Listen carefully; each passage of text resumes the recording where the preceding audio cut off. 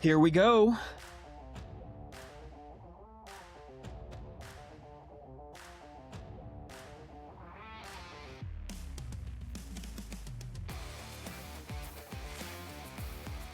What's up, everybody? Welcome to the Undrafted and Overconfident podcast on a Wednesday, May 20th, 2026. I'm Jason Semko. With me, Brandon Bigo Gordon. Hello from the Sunshine State. Beautiful, sunny Florida out here again. Second home. Seriously, man. Like, I'm just hitting every spot.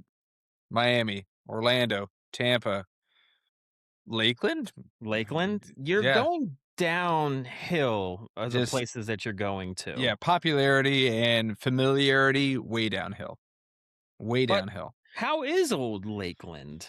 Lakeland, the Lando Lakes. Yeah, I got to hang out with the butter chick on the Lando Lakes butter stick. Yeah, so pretty cool. No, I don't know what I'm talking about. No, Lakeland's pretty cool. I gotta be honest. It's got that small town vibe. Okay. Like the city, it's like there's like a 5-block radius where there's like a bustling city. There's a little bell tower. There's a lot of restaurants. There's a little pond, a lot of walking area, and it's nice. And the hotel I'm staying at is right here in the hub of it. There's a shout out to Revival Whiskey Bar. There's a bar out here that has like 10 different types of old fashions.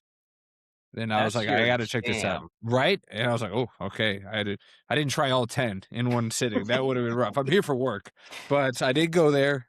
I felt like such a dweeb though, man, because I'm traveling by myself. My wife's not here. It's just me. So I knowing what whiskey bars, especially, this is one of those places where they're completely bought in. The bartenders have the leather aprons, the curly handlebar mustaches. So what do you think? Did they have the NBA finals on the TV? No, they didn't have a TV. No TV. Not even a TV to put on like a single TV. Like a woodworking marathon. It's like the woodworking marathon. It's like, who can make the best rocking chair? No, they had nothing there. So, but I knew this going in, so I brought my book that I've been reading, and I literally sat there drinking my old fashioned, reading my book. I felt like either incredibly mature or incredibly old, or maybe a little bit of both. I think a little bit of both. Yeah. Also, who are you? I know, right? Look at that, and I'm reading. It's a Pulitzer Prize winning book from 2015. I'm rereading. Have you read this book? It's called All the Light We Cannot See. Beautiful book. Brought me to tears, but I don't cry, so whatever. Yeah. But no, yeah. So I sat there, read my book, and just sipping on my old fashions. I felt like such a pinky up as well. No pinky up. No, I was masking. I was grasping that highball. I was like, yeah, not highball. It's a rocks glass, and just felt like an adult. I was adulting to the peak. Especially while I was peak adulting by yourself. Yeah. It's weird. It's weird going to a bar by yourself.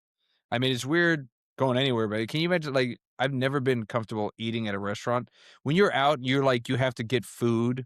Do you ever sit in the restaurant and eat the food by yourself? I don't think I've ever done that. That just feels so uncomfortable. It makes you feel like you're just really lonely. Yes. Even if you're not, you're like, I'm killing time until I go pick up my wife that I love and we spend all our time together. But right now, in this moment, yeah, sure, buddy. Here's a $1. You're obviously exactly. You're not doing great. So here's $1 for your trouble. You're like, thanks. I'll get the supersized fries now. Thanks. Yeah, I was dreaming or picturing myself in like a McDonald's too, like in the corner by myself, like just eating your fries, facing the wall. You're probably cutting up your cheeseburger, you're eating with a fork and knife, like it's like a weirdo. That's when you'll get some money, though. People will just feel bad. They're like, I feel so bad for this guy. So bad for this guy. Just disheveled, lonely, looking out the window, just waiting for some kind of human interaction. Yeah. That was not you, though. You were just enjoying your book. I was enjoying my book. Yeah. My subconscious hope was somebody's like, looks at me and it's like, what's this guy all about? Look at him reading his book, drinking his old fashioned. unbothered by the world. Fascinating, Especially in but 2026? Not right? glued to his phone? Seems Right? Yeah, ingenious. phone was not even on the I was, book. I'm proud of you. Yeah, I'm proud of me too. But enough about me and my growth. Sir, how you doing? How's the you know you love the weekend talk. I do this every Of we love the course. weekend talk. How's the weekend? Good weekend. The wife and I went out to West Virginia, West Ma Virginia? Matthias, West Virginia, like, Matthias? basically right on the border of Virginia, West Virginia. Okay. So you went to Matthias. Did you get some Thias, if you know what I mean? Wah, wah. Wow, I don't like to kiss and tell on the pod, Okay, but on the pod. You Hey, hey. did the pup come on the strip? She did. She did okay on the hikes, but she did really good, getting at like the Airbnb and feeling comfortable. So Alright. that was good. But no, she was fine. Thankfully she's just kind of turning into like a normal dog. But no, I love it like she's evolving. She's evolving into a normal dog. yes. Well, when we got her, she was in like the negative of like so far below what you would want a normal dog to be, but she's come leaps and bounds. Hey, and by the way, I got to see her right before my trip, right? That's true. I You got met to her see for I the got first time. for the first I don't know if it's the first time because we've had dinner at your place. Oh, Did you have that's Claudia right. when we had dinner? But No, I actually, mean, no. okay, when did you have your guys' dinner party? Remember you had like your housewarming? Didn't you have Claudia then or no? I think we had her Joanna. I think we had her upstairs though. Sorry, I got your old white woman name Yeah, for your dog, our human Claudia. name for a dog. No, your name for your dog is a 62-year-old white woman that shops at Whole Foods and goes and recycles off-site every weekend. That's And that's the name you gave her. and she would do that too, I'm sure. But she didn't come with or she did come with. She did come with. Yes. Yeah, we backpacked her quite a bit. Backpacked it. Yeah, you love that little, putting the pup on your back and just taking her Yeah, along for the she ride, loves it yeah. too. I And bet then we she get she's to not like the walk, of course she loves it. then we get to like flatland and stuff, and she has a good time. But I mean, the hills, it's all in the mountains, so she couldn't do but so much. Hey, But those little dachshund legs. I know she tries. But no, it was. I will say this: West Virginia, because I know you and your family do decent amount of like state parks and try to do We do. national parks as well. We do. Yeah.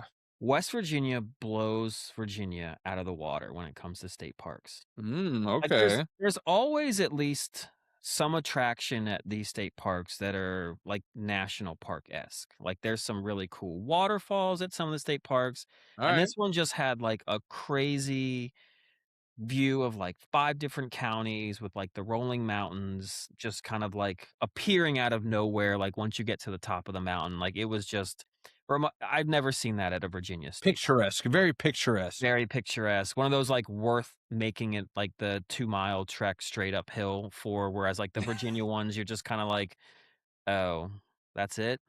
Damn." Yeah. Wah, wah. Yeah, a lot of that. But yeah, no, that was great, but it was definitely because we were kind of in Appalachia, it's Okay. a, unincorporated town where we're at, Uh, so there's, like so PC of you, unincorporated. Unincorporated that's what it town. says on the signs, I don't know. That means they're redneck. It's a hillbilly town. You're in a hillbilly town. Yes, hillbilly town, but boy, I mean, went from, like, one end of the spectrum to the other because we went to, like, the local diner there, the city Okay. next to the place is, like, Lost Rivers, the city, so it's like the Lost River Oh, Diner. alright. And we're sitting in there, and all of a sudden, you just hear this guy come in, and it's like Norm from Cheers, but this guy's name was Biscuit. So they're like, "Hey, Biscuit," and he's like, "Hey, how y'all doing?" And everyone is coming up to him, asking him how he's doing, and he's just telling him the stories of on the farm for the day, and he's like talking about how he can't have time to get a haircut, and it's getting hot out, and everyone just wants to know how Biscuit's doing. He orders a usual, like, So, cra yeah, he just, like, right out of a sitcom, right out of yeah. Cheers, like you said, right? You were And just then literally like, "We who needs TV? Let's just come to this diner and just watch, and this'll be our own personal little sitcom." a little bit, but then, like, not 10 minutes later, this, almost like Land Rover rolls up. It's Ugh. these 4 guys. They come in, gay guys, and they couldn't have been Thank more you for just establishing that the gay guys, let's just they just couldn't have been more, like, bougie, and one of the guys is pretentious, sitting yeah. there pretentious, and it's just kinda like, "I want my salad when it comes out with the appetizers, I want there to be minimal cucumbers, but then when the main meals come out, I want a hot potato. I want it hot, please." And we're like, we just went from Biscuit, the, like, 85-year-old farmer, to, like, the pretentious which they it was fine, but it's like, where are we? Kind of like Yeah, Appalachia. and And these that yeah, wasn't the only place we saw, like, a whole crew. We went to, like, a farmer's market, and you saw these 2 Mercedes convertibles roll up, and it's just bunch of guys coming in, ordering, like, the mimosas, was but it we're the like, same gay guys? "No, it Are wasn't." or were they gay too, though? "Oh, yes. They Yes. were gay too. So Yes. you saw 2 different groups. Like, let's set the stage here. What are we talking about? We're talking about I'm gonna take hillbilly out because Willbilly's getting a hard on right now because we're talking about West Virginia Yep. woods country. Yep. So we'll call it rural West Virginia. 2 different locations, Yep." holes in the wall. Maybe not the farmer's market. That's not a hole in the wall, Farmer's but market was nice, but yeah. we're talking about rural West Mhm. Virginia, Yeah. and you saw 2 different sets Yep. of homosexual men. Yes.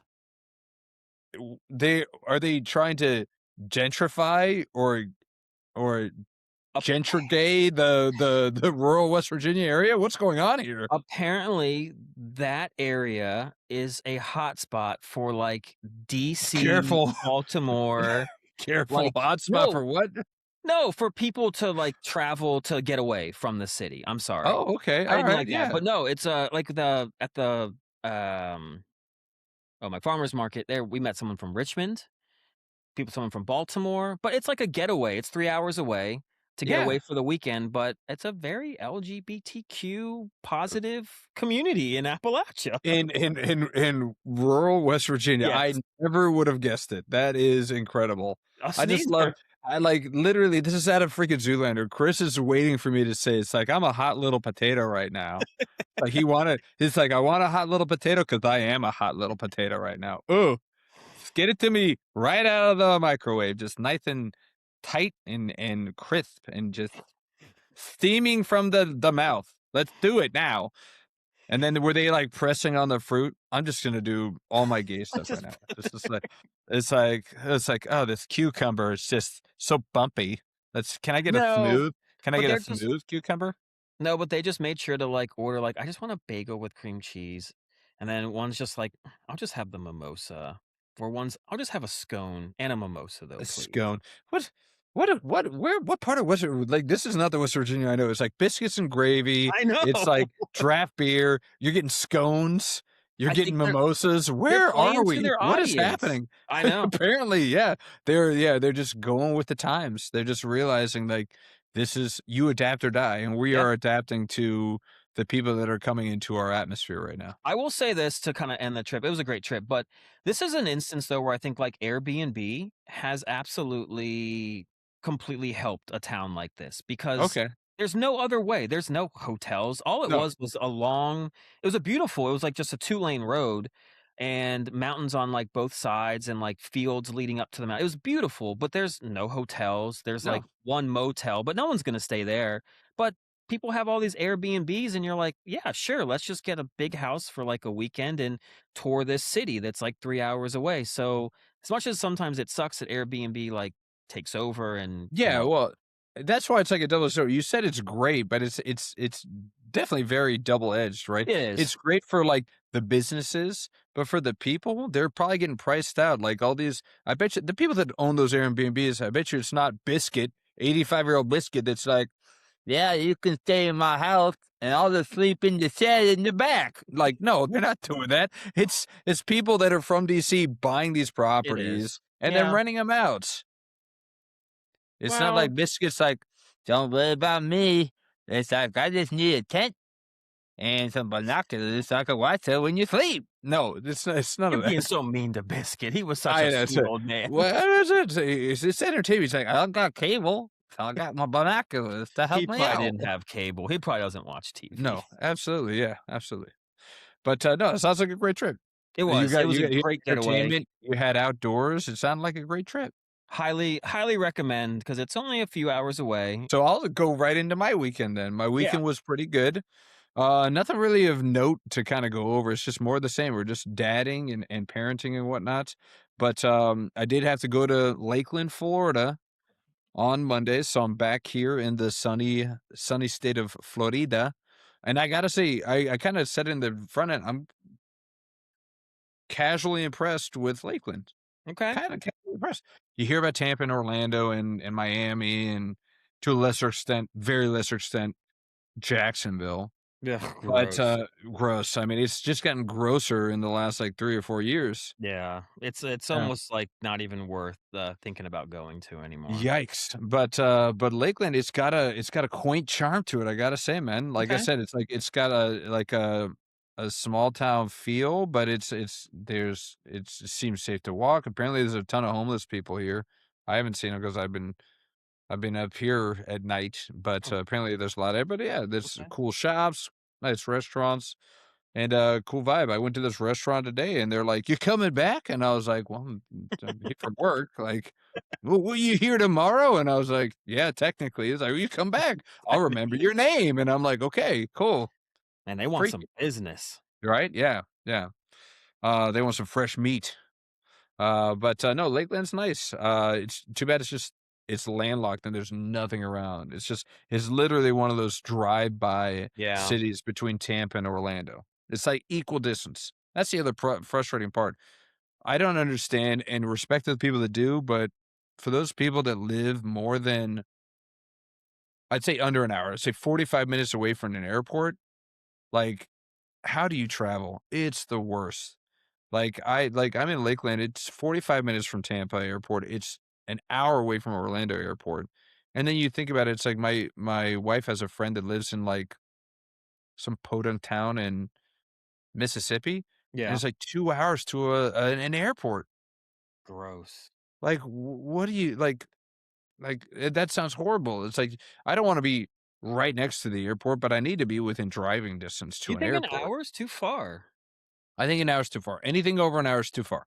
Okay. Hour and under, perfectly fine. 45 minutes, that's kind of the sweet 30 to 45 minutes is a sweet spot because you're not too close that you're in like the flight path and Yeah. you're hearing these things roaring by you, but you're also not too far where it's an inconvenience. You're like, to drive an hour to get on a plane for another at I least know. 2 hours. Like, I know. Jesus. It's plane, trains, and automobiles. Yeah, it makes for a long day, but I don't know. Well, you've always struck me as someone that wants to move away from people, like I do. near I hate retirement. people. Yeah. So funny, the industry you're in, you just deal with people all day. But Well, but this is my release. I only deal with you when we're on the podcast, so I only oh, have to deal with one singular person, so it's great. I know you love it. Yeah. But so are you gonna then move to a community like Lakeland almost, or you see yourself moving to like a larger city, have an airport close I need a by? s no large city. I need a sweet spot. I need this vibe, but, like, Lakeland works because it's, like, it's 45 minutes away from Okay. Tampa, so it's within that threshold. So I can get to an airport under an hour, like, I don't have to deal with, like, I'm driving somewhere to go somewhere. It's a Yeah. nightmare. I don't wanna do that. But, that's why I have respect for people that live out in the podunks Oof. out there where they're literally like, "We don't go anywhere because it's exhausting." I can imagine. It's Yeah. exhausting to get to the airport, and then I gotta fly, and then when you fly, you come back, do you wanna drive another 2 hours Nope. back home? Nope. Nobody wants to do that. That's a 30 minutes nightmare. is enough for me sometimes. Right. After, like, Costa Rica, I was so glad we were 30 minutes Right. away. Yeah. Exactly my point. So it almost prevents you from wanting to travel because 'cause you're like, "Let's just go somewhere close. Let's just Let's stay in just our house and rent a movie. let's rent a movie of a tropical paradise, and we'll Yes. just pretend that we're there." Just put It's the same thing. the YouTube, like, drone visual of the place that we were thinking about going. But, yeah, so Lakeland was fine. I mean, Lakeland is fine. I'm still here. I mean, check in with me tomorrow. Maybe it just completely nosedives into I hope not. into but the other thing, I'm staying at a hotel. Shout out the Terrace Hotel, Okay. Lakeland, Florida. Very nice boutique. It's right boutique hotel. I like boutique hotels. It's like if I can get outside of a chain, even though it's technically owned by Hilton. It's a Hilton property, It's a but shame. it's a chain. But it doesn't look like one of those uniform like cookie cutter hotels. It's got a little local charm to it. Okay. But the problem with the local charm is that some of the crap is outdated. Like the desk I'm recording on right now, Yeah. it's it's falling apart. Like here, look, I literally tried to pull the desk closer and I ripped this fucking thing off of it. What? I tried to pull it closer. This is a bar that's just supposed it's on the table and I just went like this and I ripped it right off. What was it Right place off. built in like the it looks like the by the It's drapes that are glued. in there, it's like in the Yeah, 70s. no, but it's in the drawers. It's in the drawers. And the other thing about this one is it's got a glass counter or top. And it's fancy, ooh la la. That But is my fancy. freaking wireless mouse can't read the glass. It's like not connecting. So I gotta put my mouse on a book just so I can use it. You don't have a So mouse yeah. pad? No, I don't. Do Do you those think I even travel? exist? Do you think I travel with a mouse pad? What's wrong? Where are you from? Get out of here, mouse pad. I don't know, I I was travel I was for like work.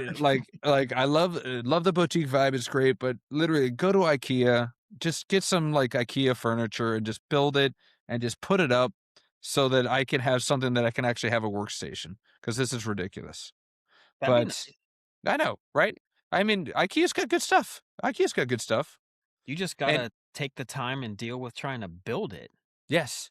Well, I'm glad that you brought that up about building, IKEA furniture, Semco, because we do have a new sport to Yes. announce to the cast. Is everybody ready for the new sport?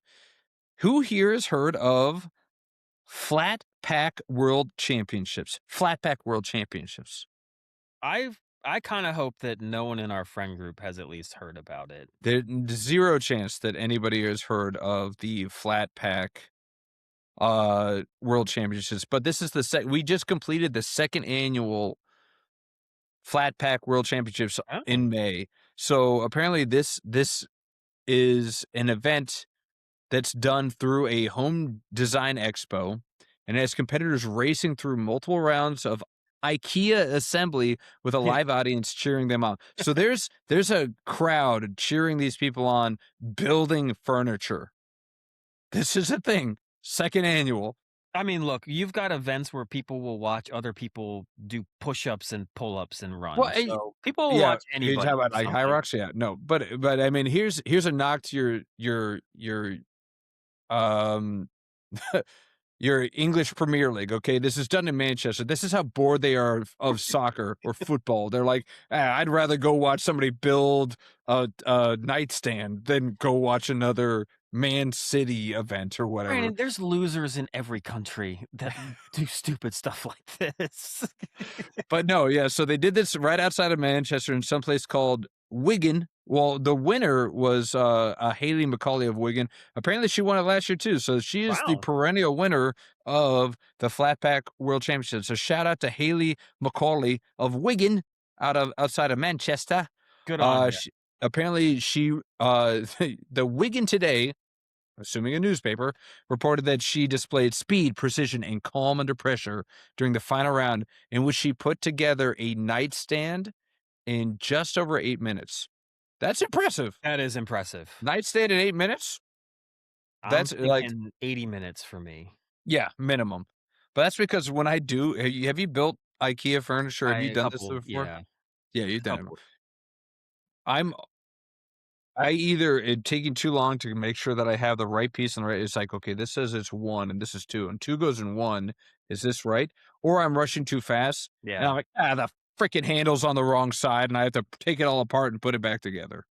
That's generally what happens to me is it's the one piece that you had to, like, wedge a couple other things together, and it actually You're like, was "Ooh, you turned the missed wrong that piece?" way, so you can't put the pegs in to, like, put a little, like, shelf on there because Yeah, it's "Ooh, wrong. no, the holes are supposed to be on this side, not Yeah, that side," and you're like, "Why? Why yeah. didn't you say that earlier?" I'm not gonna sit there and look at myself and say, "Well, I rushed." It's the directions were It's awful. the directions, yeah. Well, directions are weird, man. But yeah, so Macaulay went home with the coveted Golden Allen key medal. Okay. Because Okay, something. that's the tool that they give you Oh, that's for right, you get all the of this Allen IKEA furniture. You get the wrenches. freaking Allen, Yeah. you had the Allen keys. And all the assembled furniture went to local charity. It's a win-win. That is a win-win. It's a win-win. Who So do you think congratulations. in our friend group would be Oof. the best out of this? The best at putting IKEA furniture. I can't let's take ourselves out because I would very egregiously say me. I'd say I'm the Oh, best. I'd say I would be as well. See, that's why we got to take ourselves out of this. We have to be, we have to be partial to it. The best. I'd probably go Will Billy. I feel like Will Billy is good with his hands, and I feel like he's also measured, Yeah. and he's not too energetic. If that makes sense. He would take it precisely. He's a precise human being. He's like the tortoise, and I think the rest of us would be like the The hare. hair's just like, yeah, just put it together, and it's like, And then it's you got kind like of shaky DW trying to DW would be dead last. Dead last. It's like, just trying to get the peg, the wooden peg that goes in. He's like, I missed again. Oh, he too breaks low. them all and then he can't complete it. So it's like did not finish. Dio would be the first to get like a AI robot to do it for him. He'd be the first to do that. That's true. Last to actually complete. He probably gets his wife to do it. He's like, hey, I'm not going to put her name. Like, Abby, no. Don't use my real I'm name. sorry. But his wife would put it together for him, probably. Yeah. Which I guess would count. I feel like ill will would be. I think the wills in our lives would be in a dead Good heat. pull. I do. I think I think Whitaker would get it done right. But dude, every single time. Don't use my real Don't name. listen. Come on, man. Will Billy. His name is Will Billy. Billy. Oh my gosh. Sorry. And Ill Will, I think would rush. And sometimes I think he'd get it done, but then other times he'd do like I do, and he would like turn a piece the wrong way. So it's a gamble. Like a gamble. Ill Will's, he's the dark horse because Yeah. he had the chance to blow everybody out of the water. He could get that 8-minute finish. Yeah. Or he could be dead last because he Yes. got something wrong halfway through. Yes. Yeah. Yeah. It's like you're gonna have it's like a Phil Mickelson round. Like either he's gonna shoot like 6 under or it's gonna be 6 over, or like Ricky Fowler. Like it's one or the other. that Oh, you're gonna get. Ricky. Well, I'm glad you brought up Ricky Fowler, even though he's nowhere to be seen. But the PGA Championship just came through. We didn't even talk about it on the last one. We kind of just zoomed right by it. Yeah. But I mean, we got to shout it out because we have a new reigning major champion, first champion, or first major for this guy right here. So shout out to Rai. Congratulations, dude. Yeah, no, and apparently just the nicest guy of all time. Like no one says a bad thing about him. Felt weird because people were having him like defend saying how nice he was. Like, so you're just gonna then so we should assume that all these athletes and celebrities are just Or awful complete people. D-bags. Yeah, Yeah. absolutely. I was like, so now we gotta sit here and hear people defend him. But no, he's Tommy Two Gloves. You know, you gotta love seeing that. But man, I just thought with that loaded leaderboard, it reminded me a lot of yeah. Going into like Decision Sunday, right? Like you had the big dogs up there with him. You had Rahm, you had Scheffler, and this guy Rai. You wonder with a guy that's never won it before, is it when they do eventually win it? Is it because they're just like, I have nothing to lose, or are they just vibing? I mean, like Rai had that 70-foot putt. Yeah. I mean, that's his definitive moment. That's something he's gonna never forget. No, how could you? That's a good question. I'd love to ask those guys because he'll probably never win a major again. He might Probably not not. even ever come close to contending. Played the I mean the 4 rounds of his life. Like Yeah. you know. Yeah, I mean, because it's like he's been on the tour for years. It's not like this guy's like an up and comer. This guy's been around for a long, long time. And he And he just just pieced it together. yeah. So good on him, man. I mean, that's fantastic. Do you like seeing the one and doners? I hate that we're already assuming this guy's a one and Yeah, doner. I know. But I mean, he hasn't given us any reason to believe that he can replicate this kind of success. This just is like it feels like lightning in a bottle. Yeah.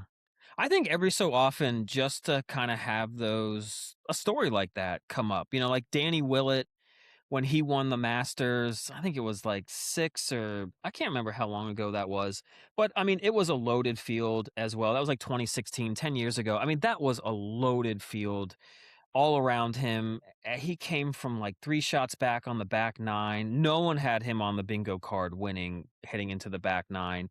And I don't know, it's just one of those stories you almost don't forget. I can't remember who's won after Danny Willett except for like maybe Rory and Tiger, but I'm not going to forget him winning that Masters. But it's one of those where if it happens like all the time and it's just these one-hit wonders, it kind of gets a little old after a while. You want to see some of these big dogs get up there, but yeah, I loved it. I was kind of rooting for the guy. And you want to see if he can actually do it or have like a Jean Van de Velde like collapse or something. Like, what's it going to be? Yeah. So I was happy for him, and it seemed like he was a guy that kind of deserved it. See, I'm on the other side. I would love to see nothing but one and doneers, just Of people course. just playing out of their mind and just because that's what you're gonna remember. You're gonna remember this guy, right? It's like if Scheffler wins another one, you add it to his leaderboard, and you're like, I don't know, he won the PGA Championship. I don't know, was it 2026? I don't know. Could have been 2025. Could have been 2024. Could have been all three. I have no idea. But this guy's etched in history now, and it Yes. might be his masterclass, his masterpiece, which is very, very cool. And I love seeing that. And I love seeing people defy the odds. I love seeing the long shot kind of win it. And he had his defining moment. That again, I mentioned the 70-foot Yeah. putt. That's his defining moment. That's what people remember. If Scheffler won, people would not remember a single moment in that entire round or in that entire 4 days. But this guy winning it for the first time, maybe the only time, and that defining moment, that's always going to be remembered. Do you ever watch Tin Cup? Tin Cup? Oh yeah, love Tin Cup. Love Tin Cup. Who's the lead in Tin Cup? Kevin Costner. Give me 3 people, 3 actors in Tin Cup. There's 4 that you could name. Oh my God, I'll who's give you the 3. caddy? Yes. I'm Come disappointing on. myself, actually. You're disappointing the movie Yeah. guru too. I'll give I you want to want a say, hint? was Rosie Perez in there? No, but I love that the cat. I'll give you the hint. The caddy's wife had a Rosie Perez vibe, but you're not going to remember the caddy's wife. She wasn't a Okay. well-known name. Yeah, I'm drawing a blank. All right, I'll give you the easiest clue ever. All right, Okay. he is one of the 2 in Cheech and Chong. Oh, is it Cheech Marin? Yes. It is, Cheech okay. Marin. Cheech Marin is his caddy. So that's 2.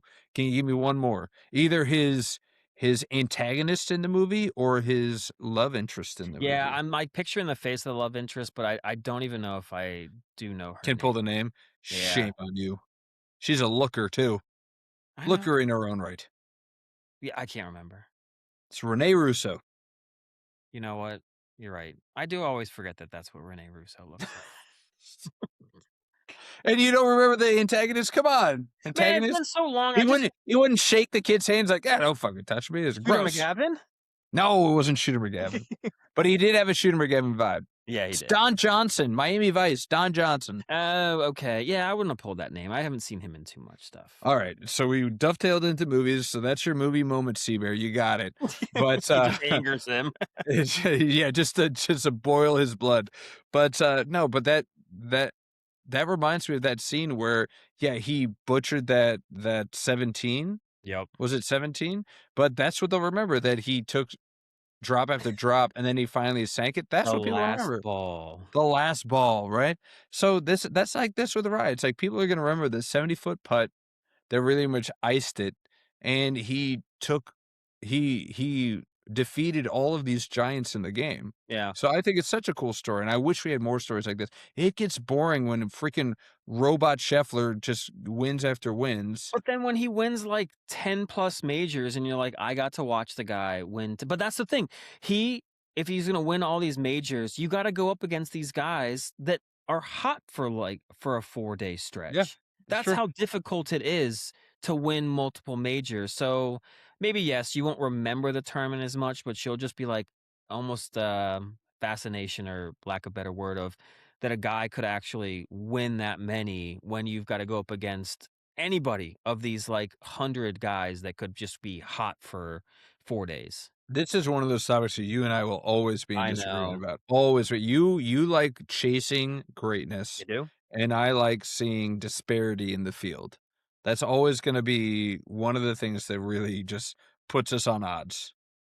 I just don't get you for that. I I don't get occasionally, you. I don't yeah, understand you. That's fine. I don't get you. You don't make sense. So you can eat it. But whatever. I mean, so congratulations to Rye. We had some top dogs right there at the end. Rahm, Scheffler, even McIlroy made a Yep, run he there for a did. little bit, right? But nowhere to be seen is your boy DeChambeau, man. I I'm starting to think if the PGA Tour even wants the guy to come back. I think it's mutual, to be honest with you. Like DeChambeau's already come out saying that he's like, I'm just going to be a YouTube golfer. Yeah. That's what I'm going to do now. But he's also sat there and said he doesn't want there to be any egos and that the PGA should put their ego down. And then he says the next sentence, they don't know how much I can offer to the tour. Basically saying, you need me so badly and you'll do so well. You should just cancel any penalties and let me come and play on the tour. Even knowing I basically tried to file a suit to crush you and turn you into nothing and have Live be like the new PGA Tour. But forget about that PGA. Let's just like I didn't really do that. Let's pretend that didn't happen. And because I have so many YouTube followers, you should just not penalize me and let me do what I want. Yeah. Yeah.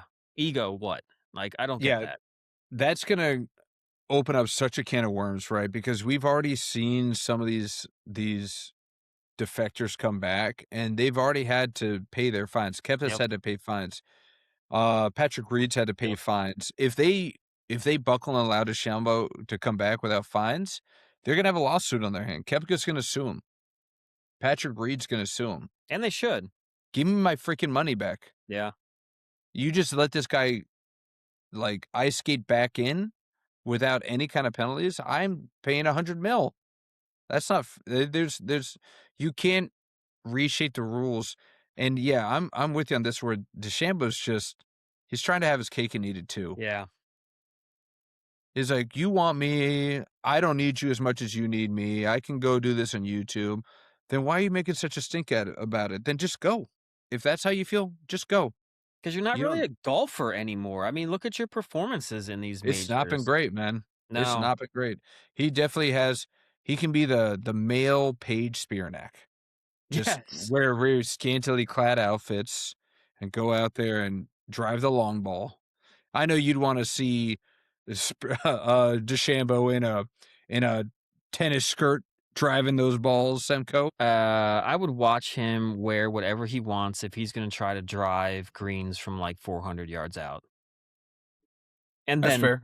turn to Page's drives and end it on that, you know? There you go. Yeah. I mean, he just seems to fit the model of a YouTube golfer, right? He's got a lot of personality. He's got a brand. He's got a name.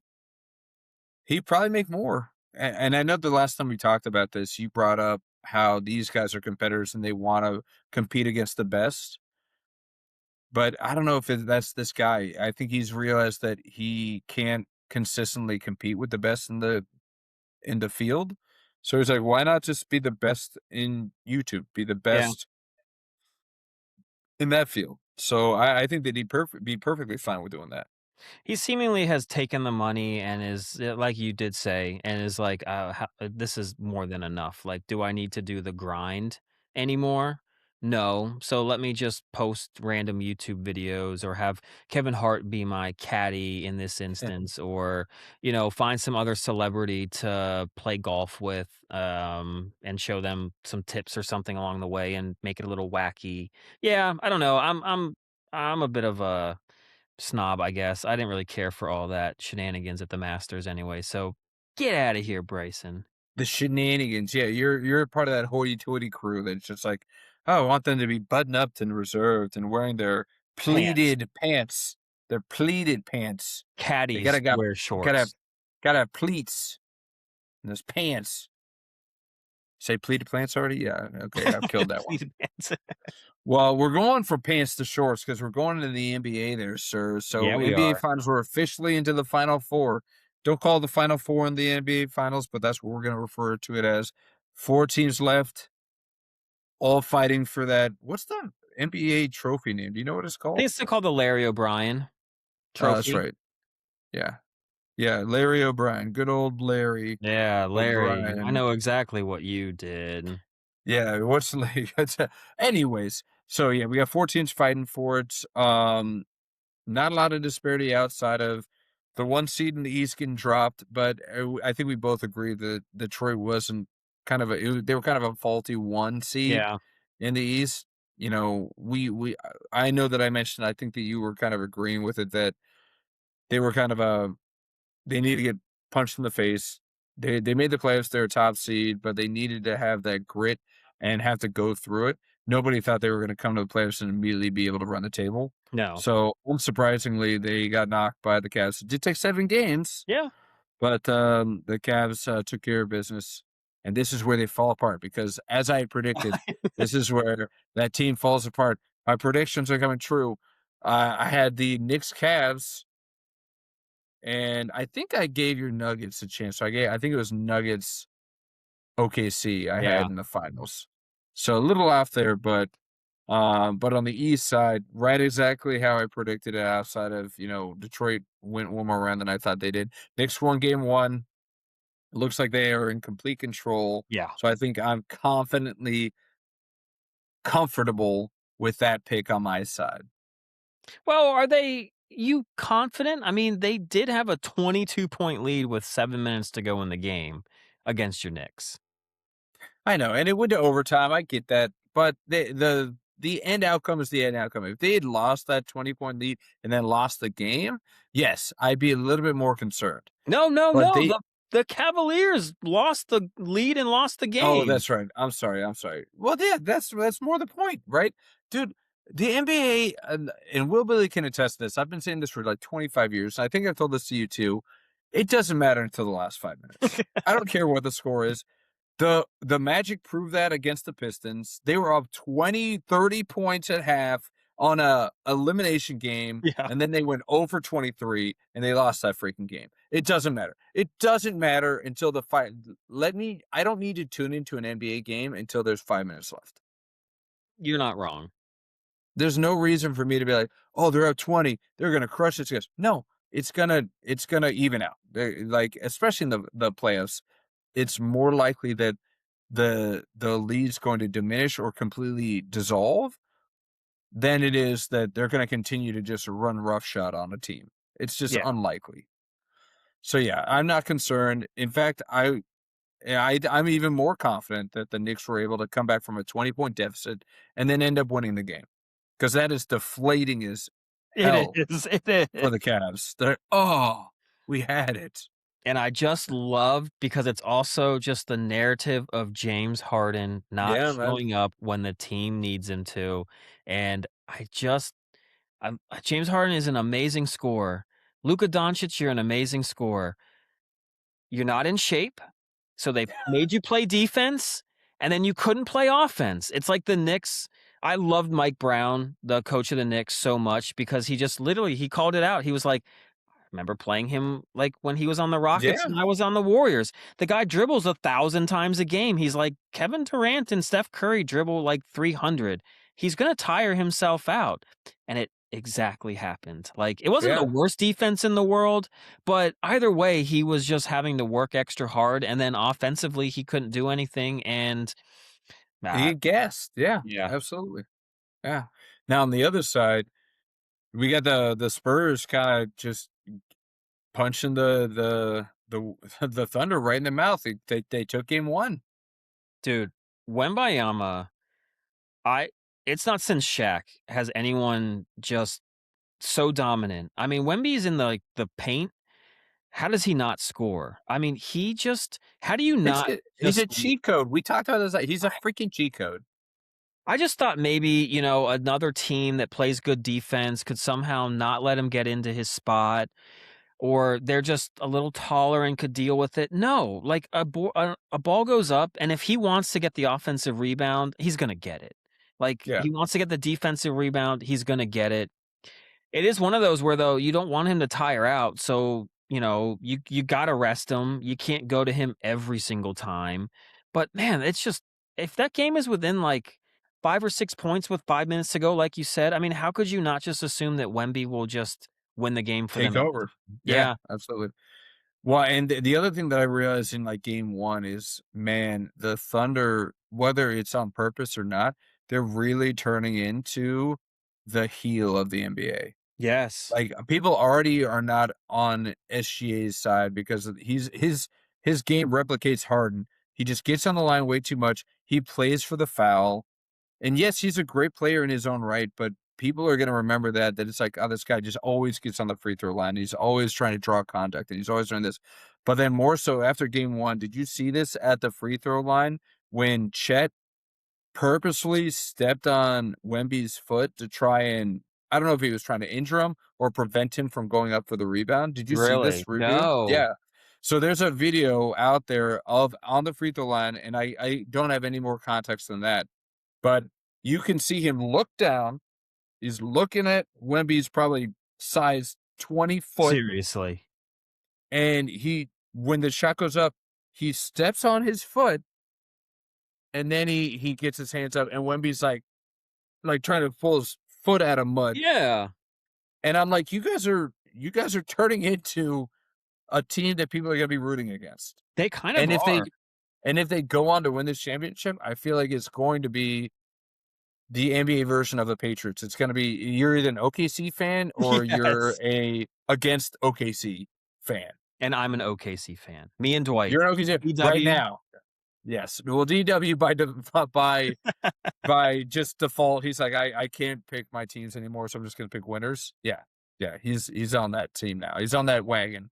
He's hitching himself to that wagon. He's right there next to the person that is rocking the whips. Yeah. Ha! Yeah. No, I Pretty- will say, yeah, Shea, I don't know if he hasn't learned anything, but dude, they almost lost to the Pacers because he kept trying to just play one-on-one ball, and he was not getting any calls, and they did it for 7 games. I was like, are you not learning anything by now? You gotta that Jalen Williams, if they win this series, it's gonna be because of him, because he is just so He's explosive. back. And he's Yeah. back. They didn't have him last series. He's back now. I mean, right now, if we're looking at it real time right now as we're recording this, OKC's up 11 at half. Ooh, So okay. they're bouncing back in a big way. But again, doesn't matter till the last Nope. 5 minutes. Nope. We'll see what happens in the last 5 minutes. But yeah, but I mean, even with the Wemby win and the San Antonio Spurs taking game one, I'm still highly confident with my picks. I had OKC Knicks finals. I'm still hyper confident with that. I wish I could disagree. I do kinda wanna see Wemby, and I do kinda wanna see you not be right. It's gonna be hard not to pick the OKC, and yeah, I think the Knicks are gonna win. It's James Harden. I mean, look, I didn't know It's James Harden. I didn't know that you were such a basketball savant. Apparently, yeah. I mean, you just said, "No, James will play great until the Eastern Conference Finals, and then he's gonna let everybody down." You got 3 of the 4 picks right. I You must be making some cash betting I on don't this. know. No, because again, I told you this. I didn't bet on it because I didn't want to jinx myself. Yeah. But yeah, ask me how many minutes of regular NBA TV did I watch? How many minutes of NBA TV did you watch? I'm gonna say it's less than 1. Less than 1 minute of NBA regular season. But I know the players, and it's Yeah. like it's sad, but there's not a lot of variable that goes along with the NBA. It's like if you have the best players, you're gonna have the best teams. If you've been there before and you understand how the playoffs work, you're more likely to succeed. And it's just a shame to see sometimes. I see myself, I've said before, I got a guy at work, and he's young. He's like 20, 21, and big Pittsburgh fan and all that, and, but it's just weird because he reminds me so much of myself, because he just will grasp on to like anything, and it's more hope. And I feel like when I talk to my dad about sports when I was that age, I'd be like, no, no, this team is up and coming, like the Pistons. I'd be like, no, Pistons were the number 1 seed. They're They're gonna going to be do it. great. And my dad could just sit there and not watch a minute of basketball and be like, no, like you can just tell they're not ready. They're not going to do it. They don't have a team. Yeah. They got one guy. And I'm like, no, no, no, but he makes everything happen. And it's just crazy because, yeah, you're right. I mean, I went on a limb for Jokic because I kind of like Jokic. You did. But You love Jokic. I do, but it's like, how could it not be like OKC and, Boston or New York? I think we said that series was going to be the one, like those two teams were coming out of the East, and it's holding true, man. Yeah. It is a shame that we didn't get to see a Boston New York Yeah, matchup. The Sixers just kind of pulled one out of their keister. I Their know. keister. I sound like I'm from like Minnesota. Hey, pulled that out of their keister. Okay. I'm trying to be PC for your mom. Mr. Okay. Semko, I'm not swearing for you. You And for did drop the F-bomb earlier. did I When in you this when you episode? held up that gold thing for your desk. You're like, Oh look at yeah, I this did say F. that. Well, I'm frustrated. I broke something. I'm probably gonna get charged for that. I'm not stoked about it. But yeah, I mean the Sixers pulled one out, but yeah, I think you and I both agreed it's like it was either Celtics or Knicks coming out of the East. Yeah. And again, that's it's a shame, but it's because again, there's not a lot of disparity. It's like these guys were here last year. They last year was exciting, and to Yeah. DW's case, you had Indiana shocking the world, making it all the way to the finals. Holy cow. That Game was incredible. 7.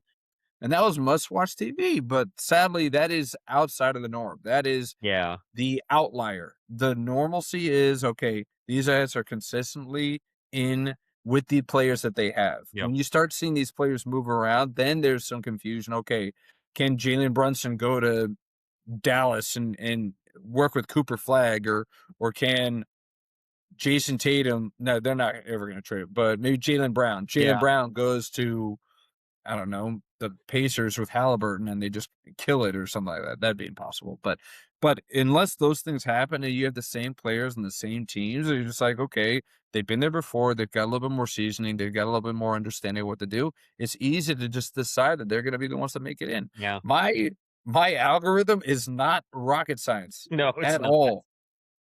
And the reason that I picked Jokic is because, again, he's been there. Yeah. So now, but like we talked about even before the predictions, we were hoping that this might have been one more ride for that Denver team. But I think this is the sign of that Denver team Yeah. kind of fading off in the sunset. I think this is their swan song. I think they're done.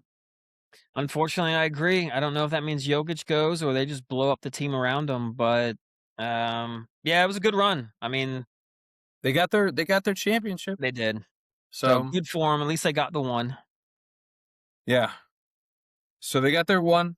Now is the question is, as we move on over to the NHL, is Montreal going to get one off of Carolina? Carolina is 8-0 in the playoffs right now, and they just seem impossible to defeat.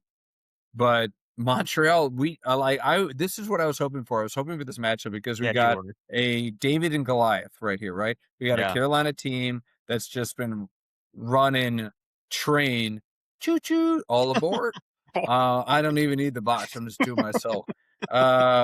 They're just running through people. And Montreal, 7-game series with Yes. Tampa Bay, 7-game series with Buffalo. Are they a team of destiny? Does Montreal have the juice God, to get man. past Carolina? I want to root for them. I really You do. want to? How can you not? But I just 2 7-game series. Like, come on. They gotta be man. exhausted. I They have know. to be exhausted. I know. And Carolina is so fresh and just a train, as you said. They don't give up any shots. And Montreal had a tough enough time getting shots off against Buffalo sometimes. And Buffalo does not have the best defense in the world. So I think I kind of said we might have done a preview of Montreal, maybe not. But man, Montreal's got like one line. That's it. Their top line. If they can't do nothing, I don't They're know. out of luck. But Yeah. you never know, man. Team of Montreal, destiny. I know. I'm rooting for it. I think that's what you got in like both conferences. You've got like two super underdogs and two Goliaths, and it's like, who are you rooting for in this? So I love it. I love these Yeah. 4 teams that we have in the NHL. It's great. I wanna root for Montreal, but hockey is different than, like, an NBA or an MLB, right? Because out of the 4 major sports, you could argue that NHL is probably the most physically exhausting after a game. Yes. Most physically exhausting, right? You need that time to rest and repair. Commend Montreal for going 7 game Yeah. series.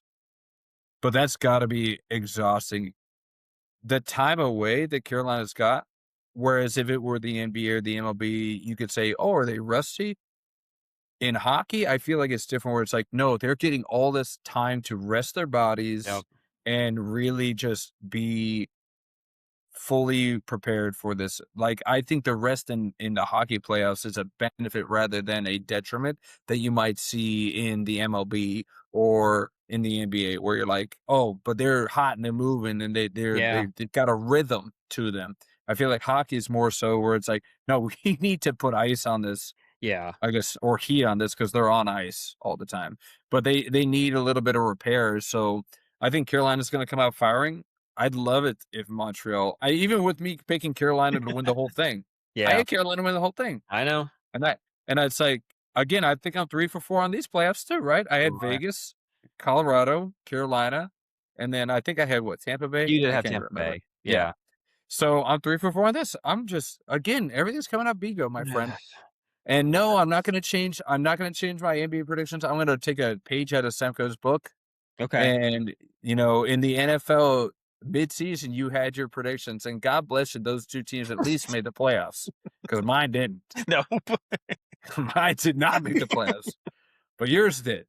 And you stuck with those people. I'm going to stick with my picks. I still got a Colorado-Carolina final. I still got Carolina putting it up. I got no reason not to think that, although I don't know if you're watching, I'm watching it right now, game 1 for Colorado and Vegas. Vegas is up 2-0 at the end of the second Ooh, right now. okay. So, they're coming out blazing. And Tort. if I swear to God, a tort, if they make it, I might as well buy a Hurricanes jersey because I will root against Yeah. Vegas all the way to the end. Yeah, I would hate seeing Vegas win too because I'm not a fan of literally firing a coach with 9 games to go in the season. Because if Torch somehow wins this, it sets a precedent that, oh, you know what? We don't have to like limp into the playoffs with some. We'll just get a new guy. Yeah. And I hate that because, you do see that. You don't see it as much in the American sports, but like European soccer, like these guys will get fired midway Had to through a bring it up. season. I know. It's like my bit. But no, and then they'll hire Chelsea did it twice literally. Hey, Chelsea. Hey, Hey, oh, hey. hey, we're rocking a lot of blue here, I I like noticed, by it. the way. We look Yeah. good in it. But Yeah. But no, Chelsea did that twice. The 2 times they've won the Champions League, they fired their coach midway season or later, brought another guy in, and he took them all the way. And it like sets a precedent. And plus, it's just John Tortorella, man. I mean, he is such a salty curmudgeon, but man, can he put a team together? Because look, I'm not gonna lie though, I don't want to see Carolina and Vegas because the over under for shots on goal in a game will be like 20 as the mark because those teams just don't allow any shots on goal, and it's going to be an awful, awful Stanley Cup. It is. Yeah. Yeah. It will be unwatchable. Not unwatchable, but it'll be tough. Only the real puckheads are actually going to stick around to Yeah. watch that thing. Now, Yeah. if it went to like a game 7, though, I mean, that would just be fun to watch. But yeah, I don't know. Also, to your point about Carolina and the rest, Carolina has had probably some bad beats in the playoffs the last couple years. So they're in this thing to win it. Like they're on a mission. It's not like, if it was Buffalo and maybe they had all this rest, I'd maybe be a little worried, not really any playoff experience, don't really know what it takes to maybe pull out a series. So they would maybe come in a little flat, but I think Carolina is just they're going to be ready. Laser focus. Yeah. Absolutely. Yeah. Yeah, so I'm confident, as I always am. My picks are going to kind of push through. We're going to see a Carolina, Colorado, the Killer Seas make it into those NHL playoffs. Uh, do you? We talked about it, and I think we talked about it in the last episode where I said that out of the NBA and the NHL, what's the dark horse that I had? And I had Vegas. I said Vegas that I think that they might You said make a run. Anaheim. Oh, I did say You Anaheim. said Anaheim. Yeah, that did not work out well for me. Who Well, did you maybe next say? year. Who did you say? I think I said in basketball. I said the Timberwolves in basketball. But I did say Yeah. Well, that didn't work out no, for you of then. course not. No, but I did say I did like Vegas because I thought that You Carter said you Hart like Vegas. had the Yes. highest ceiling of a goaltender. And he's kind of proven that to be right. But I can't root for Tortorella, and I can't root Well, for yeah. the team. And I yeah, want I I want mean, the Avalanche and the Canadiens. I think that'll be more fun of a Stanley Cup. fine. And since I'm out and you've predicted way better than I have, I'm just gonna root for my own Against, personal whatever. benefit. Well, yeah, but like you'd mentioned how Tortorella, it sets a bad precedent. If they actually go far, they're going to say, "Oh, maybe this shakeup at the last second," and then all head coaches going to be on watch. They're like, "Oh my god, I could get let go any moment right before the season ends," Yeah, and they're going to ride my coattails into a Stanley Cup playoffs. That's unbearable. and But not let me interview for another job. yeah, that's insane. The sheer fact that Vegas is saying, "No, you can't interview the guy that we fired." Yes. What are you like? What are you afraid of? Like, he knows our trade secrets. Like, I don't understand the process. It sounds incredibly vindictive to just Yes. not let a guy interview for a job. I'm unemployed. You fired me. Why How is can't it I? legal? Yeah. I don't. Well, I guess because technically his contract doesn't end until the season ends or something like that. No. So like they can hold on to it until after the season. But again, that sounds vindictive as s. Like why are you making him wait another month? Just let him do it now. Don't be a prick about it. But you know we're seeing it in the MLB too. We got an MLB team that maybe the manager shift, the lead dog is really the emphasis point, the apex point of failure to success, because the Phillies were going on to the MLB. They've been on in fuego. You don't speak Spanish. That means on fire. Oh, But thank in you so much. fuego, since they let go of their guy, and Don Mattingly has taken the charge. And you just couldn't say anything more than the nepotism, that Nepotism, son is hiring his reverse father. nepotism. That's right. It turns out he was right. He just knew baseball, and it just so happened to be his dad. Yeah, I mean, the guy's been around baseball his whole freaking life, so. But he's an old guard, so I'm like, it's not like he's doing anything nuanced or he's doing something new. He's literally just saying, "All right, pitchers go Yeah. out and pitch, hitters go Yep. out and hit. Let's get this dub. 2 claps. That's it." But Philadelphia has broken the 500 threshold at 25-25. They're still 9 games behind Atlanta right now, Dude, so that's that's not crazy. that's not. They went on a 15-4 run just to get to 500. That was Yeah, awful. yeah.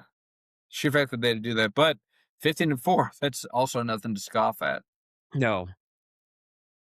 So to see if they actually continue this trajectory, but again, Atlanta would have to slow down for this to really become a competition. And lo and behold, man, your Mets still 21-27, man, still 6 games under 500.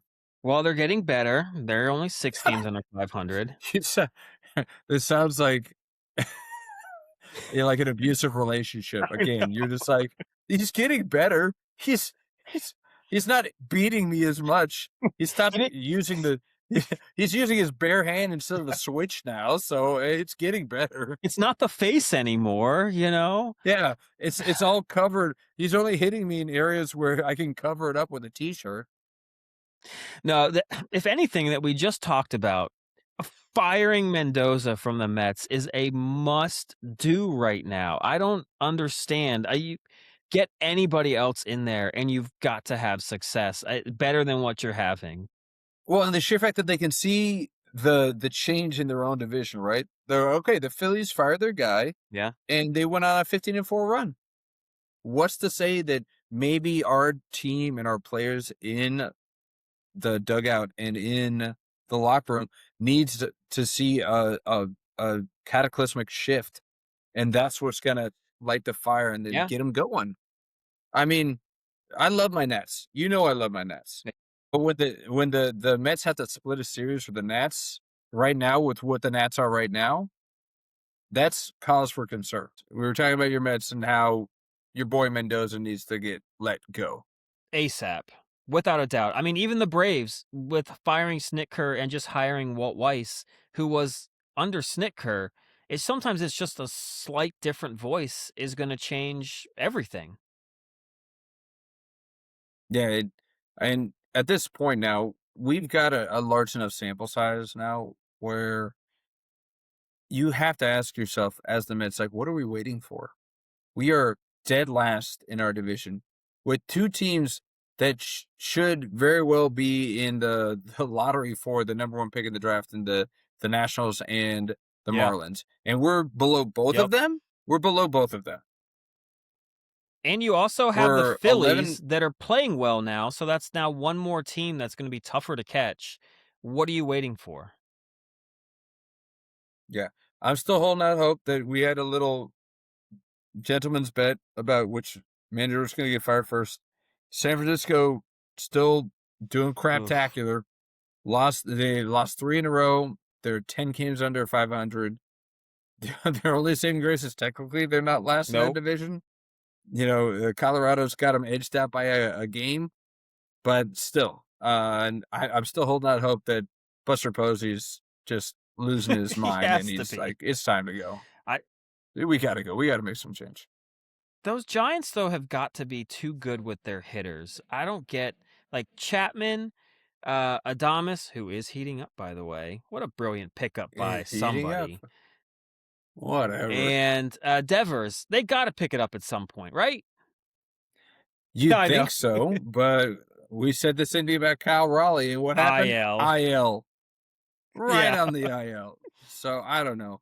I swear, when you're a prolific hitter and you're just struggling, that's just your default. It's like, let's just put him on the IL. Let him just reset, take a little break, get out of his head. Tell everyone you think your oblique is hurt.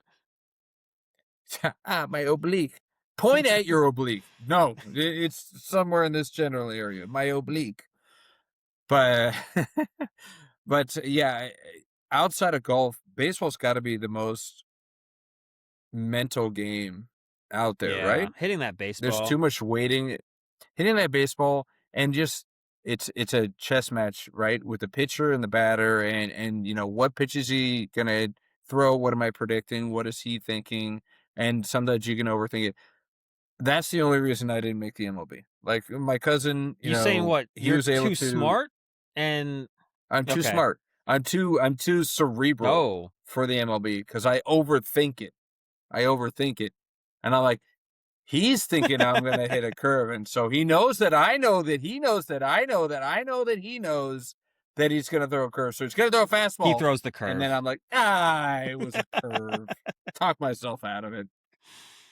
So, yeah, that's the only reason. But, yeah, maybe that's what the Mets are doing. They're overthinking it. Just don't overthink it. Fire your manager. Get a fresh start. Get some new blood in there. Energize that locker room and try and get it back into. Because, again, they spent so much. The Mets are the second or third highest payroll in all of baseball, and you're sitting in dead last. Sitting in dead last in your division. That is unacceptable. I know that Cohen's got more money than he knows what to do with, but at a certain point, he's a businessman to a certain extent, right? He has to understand, he's like, this is not what I paid for. No. Like, you have to understand the value of $1, and you're not getting the value for your dollar, or hundreds of millions of dollars. I'm not getting my value. No, here. And the worst part is the best player on their team, the only guy that has kind of led the charge for them, is that rookie, Carson Benj. He's now hitting like leadoff for them. he's like helping to turn their season around, and it's a rookie with all these guys making like literally probably 200 times more than he is. Well, and then they just called up another rookie who, I mean, it's a very small sample size, but he's brought some energy to that team. Oh, Ewing? AJ Yeah. Ewing. Yeah. Yeah. His first game in, he like stole 2 bases. He's getting on base. He's just, energized. And hey, don't sleep on Soto. He hit a dinger today. did. So Juan Soto still doing his thing, and Bo Bichette hit a home run too. So you were hating on Bo. He's got a little pop. But Lindor's still on the IL. And I mean, I don't know what they were doing with some of their other pickups for the league. They let the polar bear walk, Alonso. Yeah. They let him walk. They have not been able to replicate his effort that he's been able to do. And I mean, him and Soto, that was a great 1-2 tandem because they'd walk Soto to get Alonso, and then they had to pitch to Alonso, and he just got meatballs thrown down the plate for him. So now he's suffering in Baltimore, and the Mets are suffering without him in the Mets. It's just like, it's one of the pay the guy. Not only was he your stalwart when you guys were successful, but he's better and you're better with him on your team. Agreed. You know who the biggest, though, con artist on the whole New York Mets, though, is? And I don't even know if it's him or it's just someone thinking that he's really good. How is Mark Vientos still on that team? He is. That's Will Billy's I know. boy. Will Billy I loves don't him know some Vientos. why.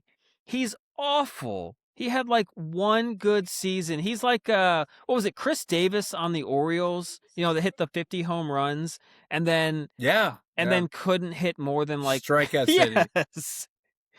Like Vientos is just wasting away in like batting like 5th or 6th probably still. They won't quit him. Hey, I'll give you 3 guesses because I got it up right now. Where was Mark Vientos born? You don't even have to. Lakeland, Florida. Wrong. Puerto Rico. Hey, that'd be great. Puerto Rico. Puerto Rico? No. Amsterdam. Ooh, your last guess was probably the closest. He was born in, his birthplace is Norwalk, Connecticut. Oh. Mark Vientos from Norwalk, Connecticut. Yeah, that doesn't scream Major League Baseball player to me. But yeah, they're big hits, the Mets, what they did. I mean, Bo was their big hit, but then they brought in Jorge Polanco. I mean, the guy's like 50. He's on the IL right now. Did you really think this guy was going to offer the same like run support that Alonso gave you? Absolutely not. And then Vientos, he's proved for 3 or 4 years that he's just not the guy. He's just Dominic Smith, the guy that they had that's right. 2 years or 3 years ago, where they were like super high on him, and they're like, finally, like, let's just cut ties with this guy. It's just not working. So yeah, I mean, the Mets are just a dumpster fire right now, which is funny to see. It's always entertaining. And I think they're the team that you get to watch when you go out for your fellows annual getaway, right? You get to go see the Mets. We booked one game Friday night already. Ooh. And hopefully we'll kind of see. We'll play it by ear. I think we're going to do the fantasy football draft on Saturday. So I don't know if we'll make a game on Saturday or not. So we're going to play that by ear. Too much stuff going on. Yeah, absolutely. You know, we'll just be so dug into the draft. Live podding on the draft. Live. Oh yeah, who's the new Bigo? Is it gonna be DW? Is that the plan? Maybe we'll have maybe it'll be like in like KFC, you know, when they did the commercial for the Colonel.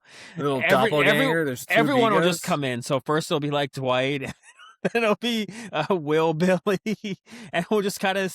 I'm not even gonna be on the show. It's just gonna be all my doppelgangers. Love it. Still trying to work out how that goes. We'll talk off pod of how maybe we want to handle that. That's fine. We'll figure it out. We got find time. a way to make we it got work. time. Yeah. But I mean, like, anything else from the MLB world that you kind of? I mean, like, we can go to the AL. You know, a lot of the stuff hasn't really changed. We're still seeing this. We're waiting for the shoe to drop with the Mariners. Are they finally going to turn it on and actually show that they actually want to win that division? I guess the biggest story, if you want to make that argument, is just, again, a team that's been wallowing in the cellar that's starting to kind of inch back up. You got the Yeah, White Sox. man. I mean, they're 2.5 games out of the lead in the Central. They've just broken above 500. They're 25-24 right now. And the White Sox, look at them coming back from the cellar. Was it not 2 years ago when they set the record for the most Yes, losses in the it season? was. And they even got rid of like Garrett Crochet after that. You just assumed they'd be even Yeah, worse. their ace, Yeah, right? they got rid of I mean, even though he's on the IL for the Mets, I can't believe they got Luis Robert. Like Polanco, Robert, Vientos. You know what? I don't know why I picked them to do so well. Seriously. But no, I mean, the White Sox, I looked at it though, because I was like, hey, are these guys just kind of doing what the Houston Astros and the Baltimore Orioles tried to do and just got a bunch of first-round picks? And honestly, not as many as you would think. I don't know where this is really coming from. I don't know if it's the manager. I don't know if these guys enjoy playing together, but I don't. I am, they do have a lot of like not first overall picks, but like good first rounders. But I mean, could we be seeing the beginning of like a Houston Astros like ascension? Or is this like a No, Baltimore absolutely Orioles? They'll not. be okay. This is Yeah. their, like, wow. I feel like it's a combination of, I mean, let's be honest, and you know this better than most, is that they had one really good pickup who's been blowing the doors off, Yes. and he's from across the water, and your boy Murakami. He's Yes. just been crushing the ball, absolutely crushing the ball, and that kind of energy. And when you got a guy that could track to hit 50 dingers, Yeah. you're automatically going to be in contention at some point. I don't know if there's ever been a team that had a 50 home run player on their team that hasn't finished above 500. This is a random stat. So where's our fat guy? We got people of DW wants to be our fat guy. Jimmo wants to be our fat guy, or at least they want to complain about us getting our facts Yeah, I know. wrong. Yeah. So if you guys think we get it wrong so often, then just, you can go pro bono and you can be our fat guys moving forward. But yeah, having a guy like that on the team, it's a rising tide lifts all ships, and he's really kind of accentuated that lineup. But again, there's a lot of young talent on that team. There You is. could argue, you got Colson Montgomery, Chase Meredith. People were pretty high on him as Yeah. well when he was coming out. And then you sprinkle in a few vets on that team. Like, it's weird to say, but Randall Grichuk, he had I feel like a week where every other time I was looking at the box where he was hitting a home run I know. for that team. So, Don't and count then out and you got Vargas. Benintendi, who's Vargas, yeah, absolutely. Hey, do you know who else they have? A post hype sleeper maybe, who probably hasn't seen like the field once. Jared Kelenic is on the White Oh Sox. my Jared Kelenic, your boy. gosh. That guy, I would pick him up every draft at the Every end. t- God. every year, you're like, this will be the year. This will be the year that he figures it out. And finally, I've been burned way too many times. But yeah, he's got all the tools. I don't know. He is, to me though, he's honestly like God, who's Sarah Plain tall? On the Sarah playing ball. Padres. The guy that everyone thinks is really good. Oh, yeah. Jackson Merrill. I mean, DW's guy. that thought was going to be the game changer for him in the 6th round.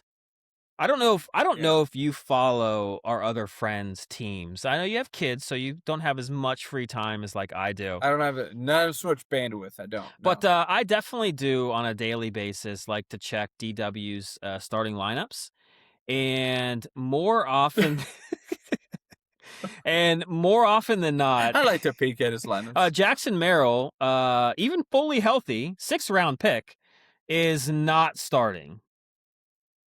He's riding the pine. He's riding the pine. So I don't know. I think if we could go back, maybe we would want to ask if he has any regrets about making that selection. No regrets. No regrets.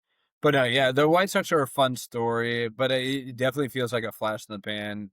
Like, you look at their pitching, like, who's their best pitching? Sean Burke, Eric Fetty, is Fetty their ace on that staff? No. Really? I know and who's in their bullpen? You got Sir Anthony Dominguez, who 50-50, I he know. gives up four runs every inning. And then you look at their batting stats and say, yeah, you got Murakami. He's one of the leaders, if not the leader right now, with 17 home runs as of May 20. He has 17 home runs. Right now. He's got 32 RBIs. He's and he's surprisingly, he's surprisingly keeping that average fairly well up, but still, and I say that respectively because we talked about him hitting home runs, walks, and strikeouts, and that's all he does. Like the leader in the leader in that lineup in batting average is Chase Meredith with a 262. The next guy is Murakami with a 240 ERA or average. You can't tell me that these guys are built to last. Like it's gonna fall apart. It's cool to see him kind of just making strides, but let's call it what it is. They're making strides. They're not I wouldn't even say they're a playoff team right now. They're showing that, hey, we're showing movement, and maybe we make ourselves more interesting to maybe middle of the road free agent pitchers next year. I think they're on the they're up not and going to coming. get an ace. Probably not. They're not going to get an ace. No. They don't have the salary. They're not going to pay for a big arm like the Dodgers or the Mets or the Yankees are. But they could get an innings eater. They could get a Sonny Gray type. Your boy Framber Valdez type. Framber Valdez. Yeah, they could get one of those. So, yeah, I mean, this could be a building block for them. So good on the White Sox for getting over 500. I'm happy for them. I mean, there's only a few teams over 500 in that AL right now. Jesus, it's just incredible. Hey, the Rays are still leading the East there, man. We talked about it last week. They're still holding on.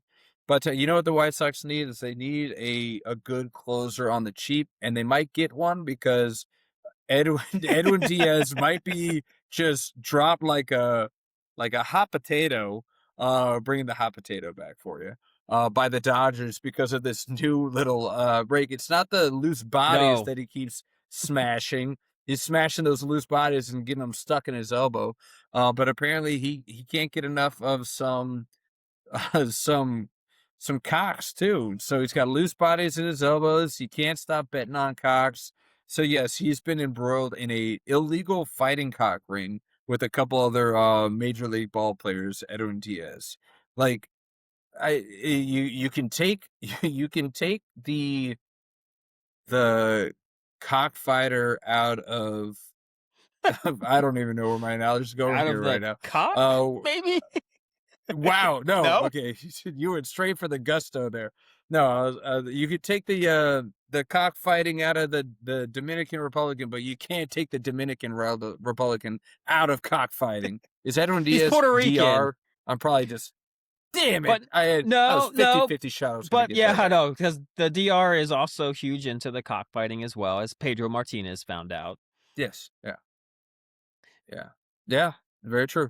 And I mean, like, our fantasy team name is the Fighting Cock League. So if there's anyone that has an appreciation for this sport, it's us. Or the drinking, it's us. But you got to know your place. Do you put betting on or getting embroiled in a an illegal fighting cock ring worse or better than getting caught betting on sports or betting on baseball when you're in baseball? So like this, I've been like stuck on thinking this, right? Because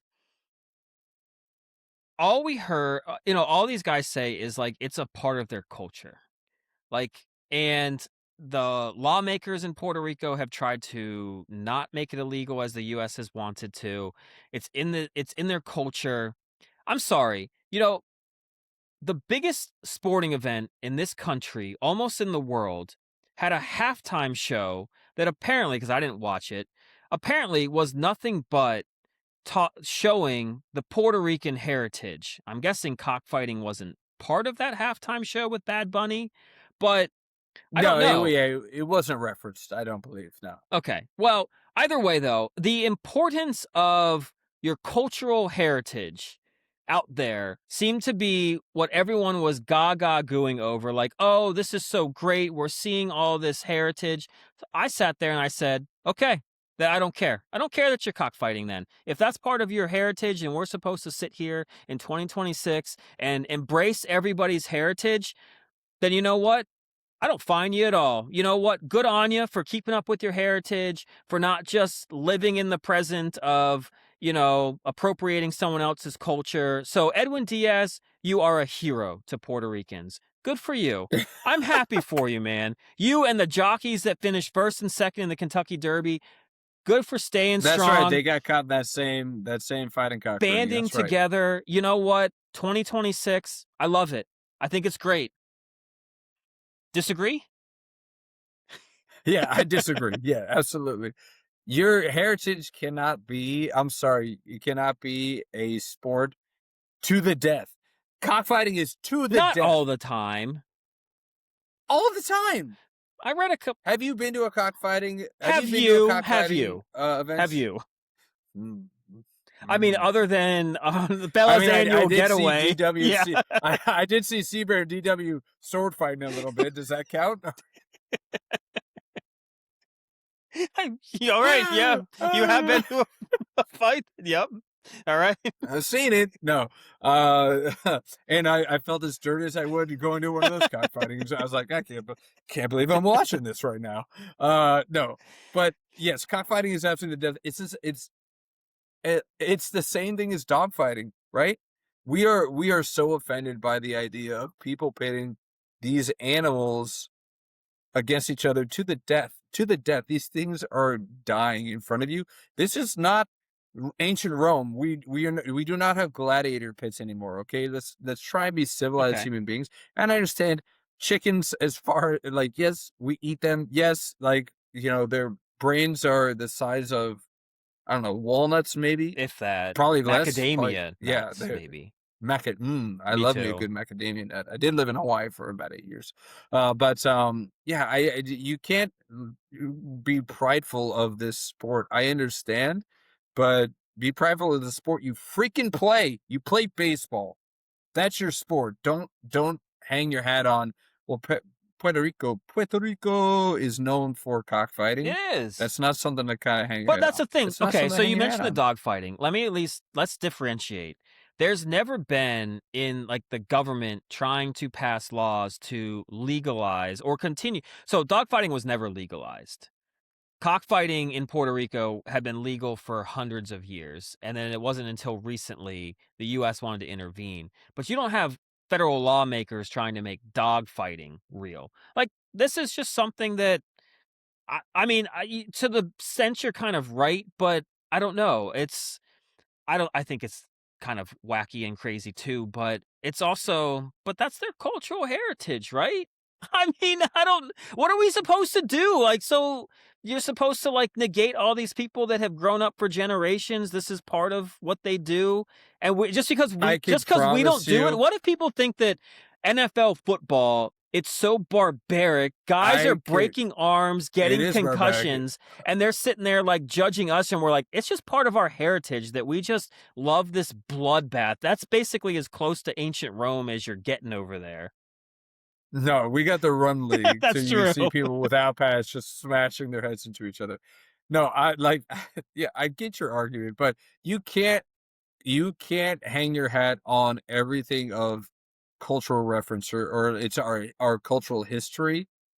Like, that's not, you do not want to go down that road, because every culture or every country has a cultural history that they want to freaking forget. They're like, we don't want to be associated with this. You want to ask Germany about their cultural heritage? Do you want to talk to them about their cultural heritage? Like, U.S. also not a great cultural heritage. Stole land. Really? Enslaved people. All that stuff. Dude, it's like, that's our cultural heritage. Don't get mad at us. That's just what we were doing hundreds of years ago. Don't worry about it. It's called evolution. So it's learning from your previous mistakes. And like, I'm not trying to poo-poo. If you like watching two chickens like fight to the death, congratulations. But if the greater mass of people have decided that this is of bad ilk, And I'm not saying that, the masses are always right. Yeah. Believe me, I'm not a sheep. I'm not a sheep where I'm just like going along with what everybody else says. But again, I'm kind of stuck on this thing. It's like your sport is watching an animal die. That's your sport. You're like, something's like I understand bloodlust. Believe me. Like you said, Yeah. NFL, MMA, thumbs Yeah. up. Great. These people are still walking away. They don't die until 20 years later when their brain goes to mush. So that's just it's a delayed Oh, so that makes it death by okay. combat. Yeah. Yes, it's everything like time heals all wounds Okay. except for Yeah. CTE.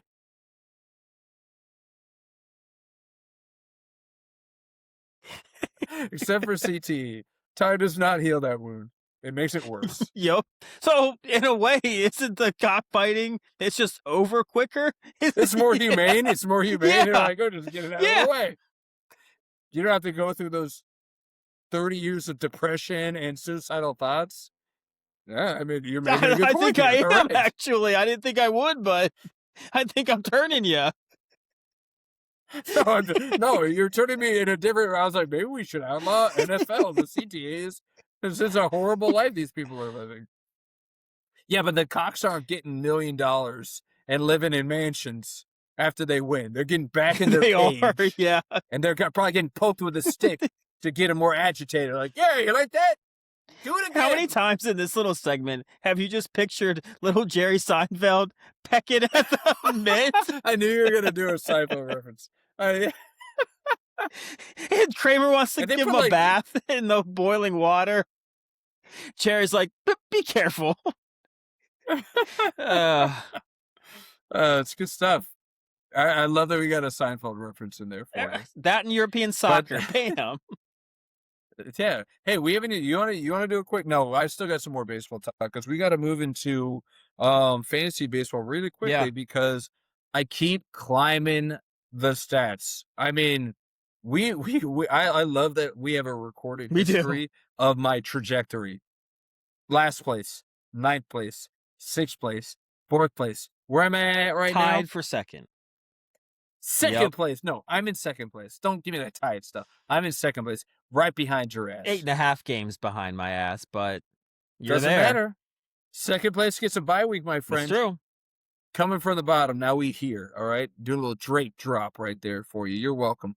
But are you a little scared? I'm nipping at your heels, my friend. Are you getting a little shaky in them boots? I'm always scared when I'm in first place because the shoe is going to start dropping, and it's starting this week with Wednesday at almost 11 p.m., and I still have 0 home runs hit for the week. Oh, my God. Jesus. But now my bench has, I think, 5 home runs hit this week, but none of them in my starting lineup. I had 6 bench dingers last week, and it's the worst feeling in the world.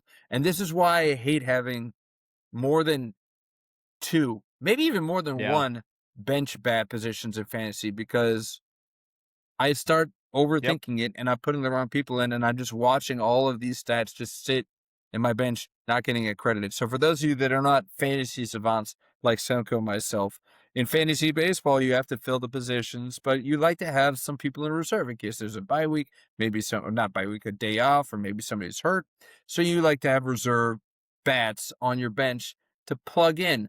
But if they're all playing, you can't play everybody. You got to put somebody on the bench. And what's I found last week, and you're figuring out right now, is that it's the paralysis of choice. And you're like, I'm putting the wrong person in, and sure enough, I did. Except for today, Soto hit 2 dingers today. Come on, Soto. Man. Give me some of that. Salvador Perez went yard for you. Salvi went yard. Austin Riley went yard for me today. Good thing I'm not playing you this week. 3-run dinger. Well, I'm still losing 2-8 to Nate Dogg. We love Nate Dogg's team. We talked about this before the draft. We love Nate Dogg's team, and it's coming to fruition. He's kind of doing his thing. He's at 7th, but I mean, I know you're in first. We got it's a close race from 2 all the way down to 9. Yeah, and look, hey, I'm 2-9. There's a what is it? 7 game difference, or 7-point difference right there. It's a close race. I love it. It is a super close race right now. I love it. And but I mean, somebody's 20 and a half games behind. Who's this guy? What's Who's this the team guy name? in last place? I love this team. This team. Is that sarcasm? I love think this team. so. Your team is. I hate this team. It's a nice bookend for the rest of the league. Yeah, I hate this team at first.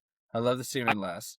What is the going next on with question this I team? have to ask is, when does Luke Keyshaw get dropped? Because he's Dude, dropped one of the two guys I called out already. I think he's close. I think he's very close to dropping your boy Keyshaw. Are you going to pick him up too? Did you pick up Soderstrom? I tried. Will Billy beat me to him. Wow, Will Billy wants the Soderstrom. He had the higher waiver.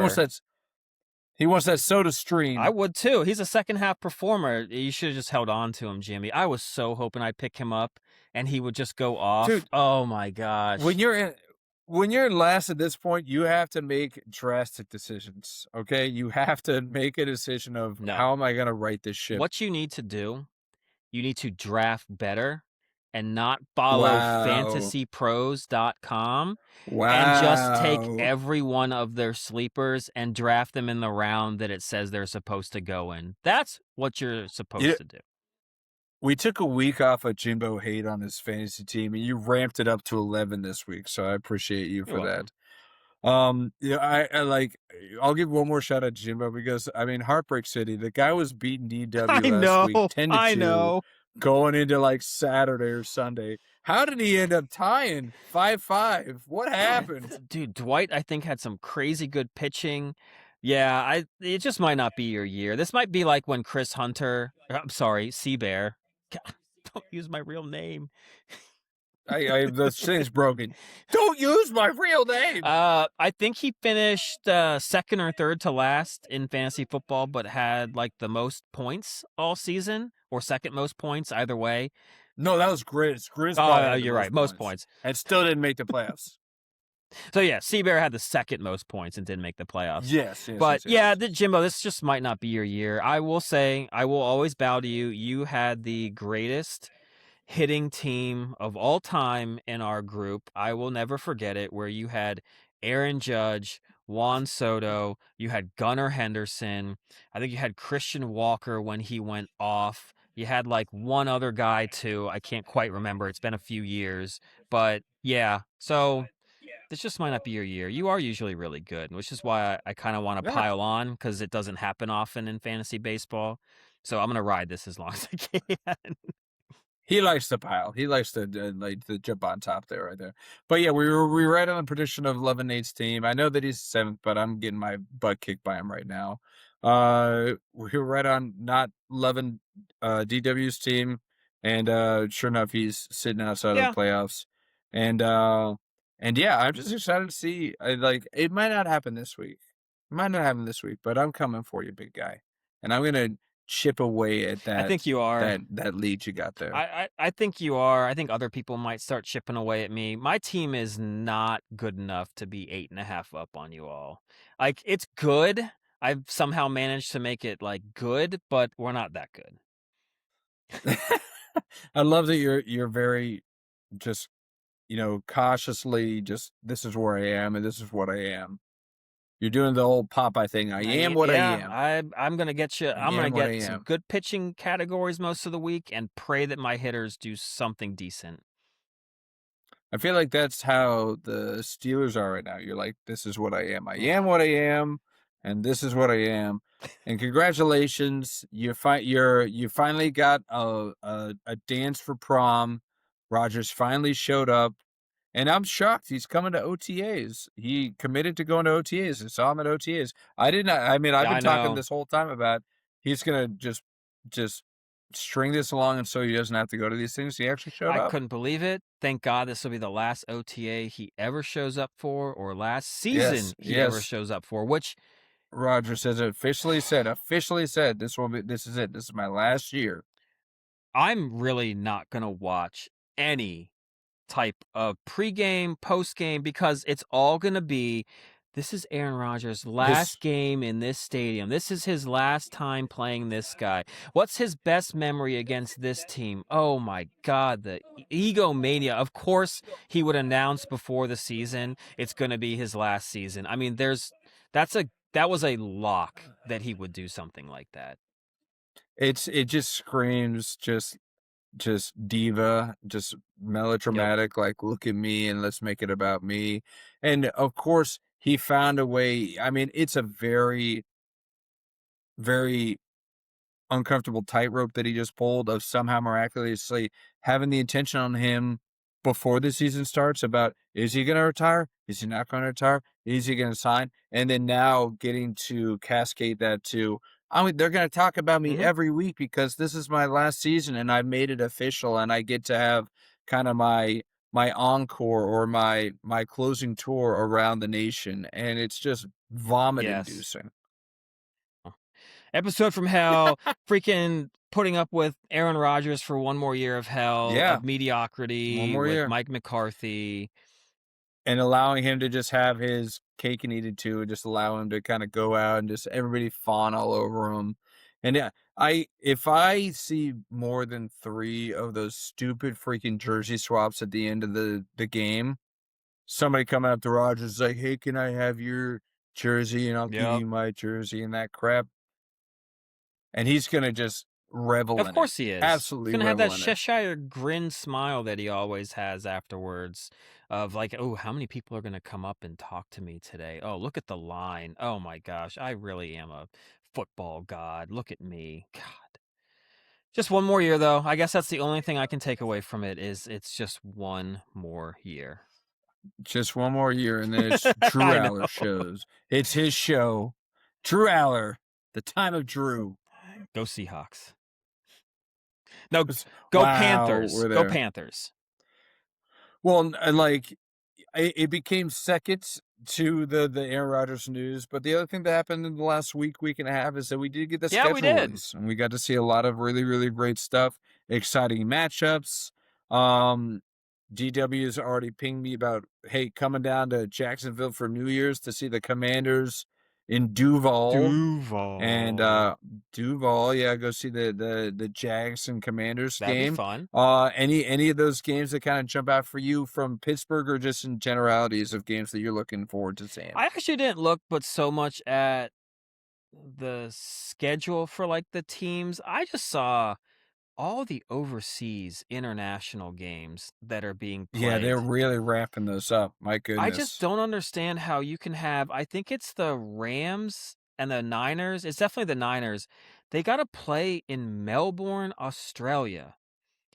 What a disadvantage. I hope. That's a trek. Yes. That is a trek. That's like a preseason game where you then don't have to play for like a week and a half to handle all of that. But I don't know. I'm guessing that the NFL is somewhat successful overseas because these games just keep getting better. But now we're going to Paris. It's Germany again. It's back to Brazil. I sit here and I'm just like, I can't understand it. I don't like it. This is our domestic league. Why are you not playing there? You know, Barcelona for soccer in La Liga wanted to play a random game against some team in La Liga in Miami.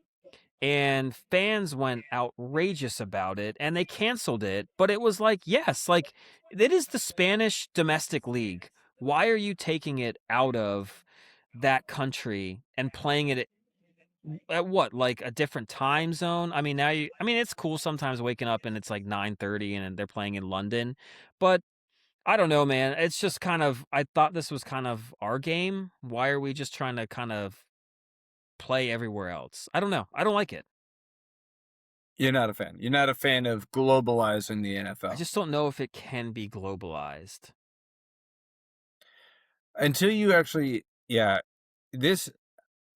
think that this is as far as it can genuinely go. I know that there are whispers and there's been talks about, hey, actually planting a team like in England, like in a National Football League team in England. That seems just completely infeasible. Yeah. I mean, it's half of those games. You got to charter a flight for a visiting team across. talk about home field advantage. Yes. They're used to the time zone. They're used to everything that goes along there. They're used to even the Yep. food, the freaking English breakfast, the nightmare English breakfast that is the English breakfast. Have you had an English breakfast? No, I before? haven't. Nightmare. Baked beans? Who has baked beans for breakfast? That's disgusting. Yeah. Blood sausage. No, thank you. But yeah, so I don't think so. I think with them, I don't know if they're like trying to test the waters. Like, hey, I remember even the Jaguars were being Yes. discussed about being the international team. Like they go right, and they're the only team on this season that has back to backs in England. They have two games I back to saw back that. in Yeah. England. The Jaguars do, so they're pretty much the de facto European team. I did do some So- reading that, there are some like decent leagues, and there's quite a bit of people that want to get involved in playing football, but it's honestly, it's kind of like the MLS being in the US. Like there's so many other sports that are so much more popular that I just don't think the NFL, unless they literally created like an NFL, like put the NFL in Europe with the best teams, I don't think you're going to see them catch on to it. Yeah. I don't know. If they want to make it go global, they should just pull a baseball and just have like a World Football Classic. Like instead, like take a week out of the preseason and just Yeah. have people that are from but the problem is that almost everybody in the NFL is from the USA, so you can't really field teams from other countries and have it be competitively equal. Well, I think we did kind of touch on that where, Kyler Murray's Korean. I'm sure you could find someone's parents. Okay, is he the whole Korean team? Who else is going to be on that Korean team? You got anybody else? Kyler Murray, and then a bunch of Does Dat Win still play in the NFL? Dat Win. The linebacker for the Cowboys, that's quite a reach. Not even sure if he's Korean or not. Well, I mean, maybe it's a whole like Asian Pacific Continent. Continent versus continent. You're in that Would continent that Samoa be considered like Asian island Pacific? Because if so, they might field a decent Polynesian. Polynesian, yeah. Or Pacific Islander, if you want to put it that way. Yes. Well, the other thing that we saw with the schedule is that the opening game is on a Wednesday. Yes. How do you feel about that? A Wednesday opening night game? Oversaturation, man. I mean, they've already tried to take over Thursdays. You had Sundays, Mondays. Now they're going to throw in Wednesday before Thanksgiving, Wednesday to start the season. Eventually, do we just get to like a game a day? Game a day. It's because they can get away with it because people are going to watch it. It's football on a day where there's usually no football. They're going to watch. You're probably. They know that they have the eyeballs. They know that they have the ads, and they're just going to continue to do it until somebody finally says stop. Just stop it. Like their rise to how much power they have, it has to end at some point, right? Like they just can't keep. We've got to start getting tired. We can't watch football 7 days a week. You can't watch football 7 days a week, can you?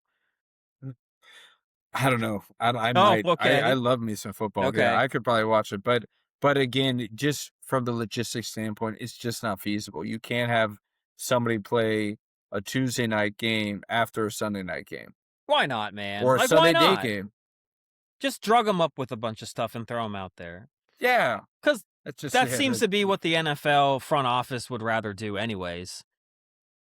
Yeah. These players are dispensable. Yeah. They're absolutely dispensable. Yeah, of course. Why not? Man, but, we go for, it's like up is down. Like, NFL's just doing crazy stuff. We got Wednesday opening night game, first game of the season on a Wednesday night. And we got, in 4 years' times, man, we might have ourselves a cold weather Super Bowl. It's been announced that Nashville is going to be the host city for a Super Bowl in 2030, man. I tell you, that NFL draft and that one drone shot that went through the city the NFL is gaga over Nashville. They're just foaming at the mouth. Like, put the NFL second headquarters in Nashville already and, like, get over it. They can't get themselves enough Nashville. But I don't know. The game wasn't very good. You know, it was the Seahawks Broncos. That was one of the worst Super Bowls probably of our generation. We've been so fortunate with so many epic classic Super Bowls. That is one of the very few duds that's in there.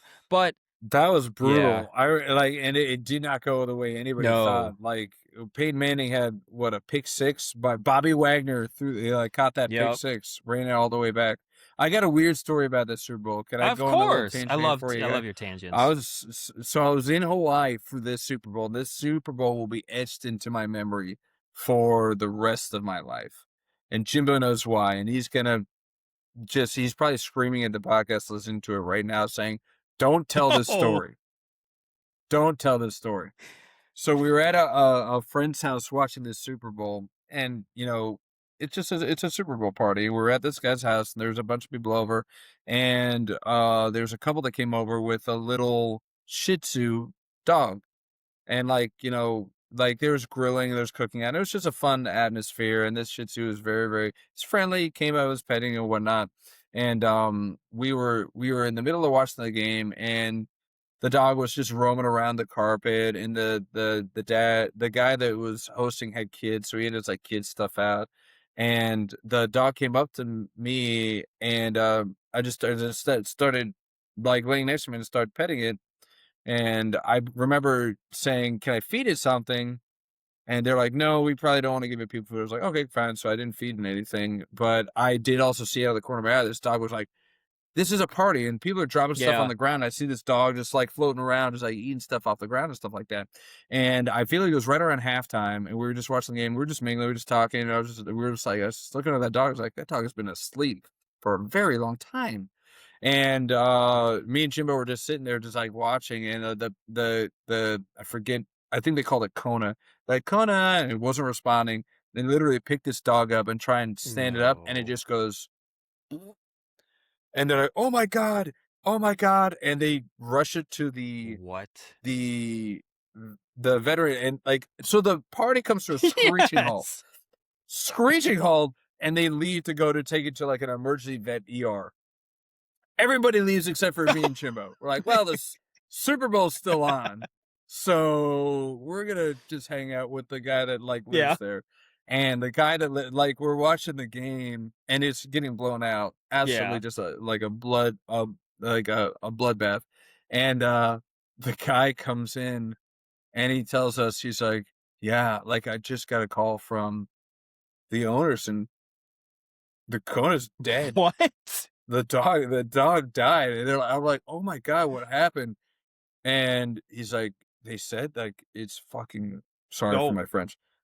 The heart just exploded or something like that. It had a heart attack, and it just died. And I immediately was like, I didn't feed it anything. I specifically remember not feeding it. And then it's been a running thing with me and Jimbo. It's like, "You killed that dog." I was like, "I didn't kill that dog. You killed that dog." So I'll never forget that Super Bowl for any reason. Brett, if you listen, man, he was the owner of the house when this happened. It has traumatized me for life. I will never feed a dog table scraps for the rest of my life. Oh my God. But yeah, the thing just I guess he was so disappointed with a terrible Super Bowl that he just decided this is how it's gonna end. Man, he was a big Broncos fan, I guess. Yeah. They broke his heart, quite literally. Poor little guy. But there's there's my little segue. Yeah, we've had some pretty good Super Bowls, except for that one. But I'm a fan of the elements getting involved in big games. I like cold weather playoff games. I love them.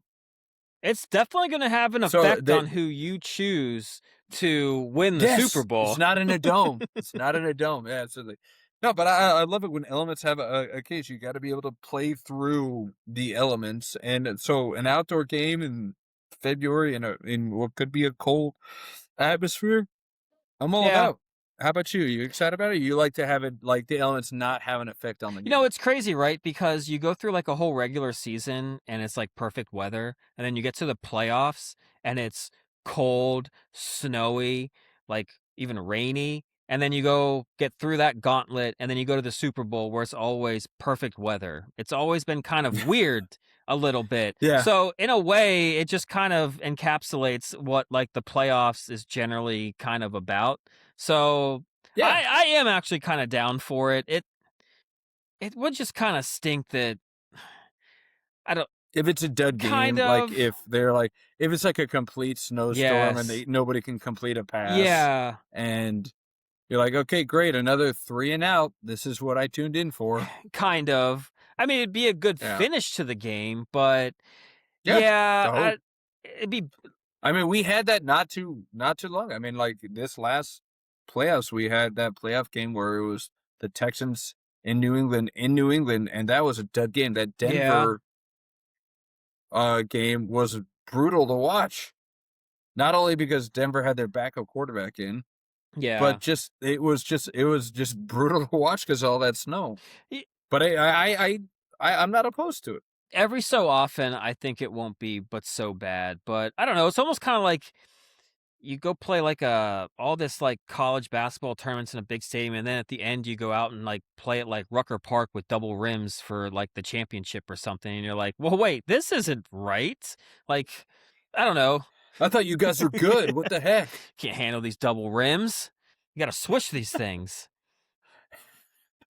Oh, those double rims. Those are double rims, man. Well, yeah. So we got the schedule out. You know, you and I were always going to be pining for more football, just because it's our number one sport.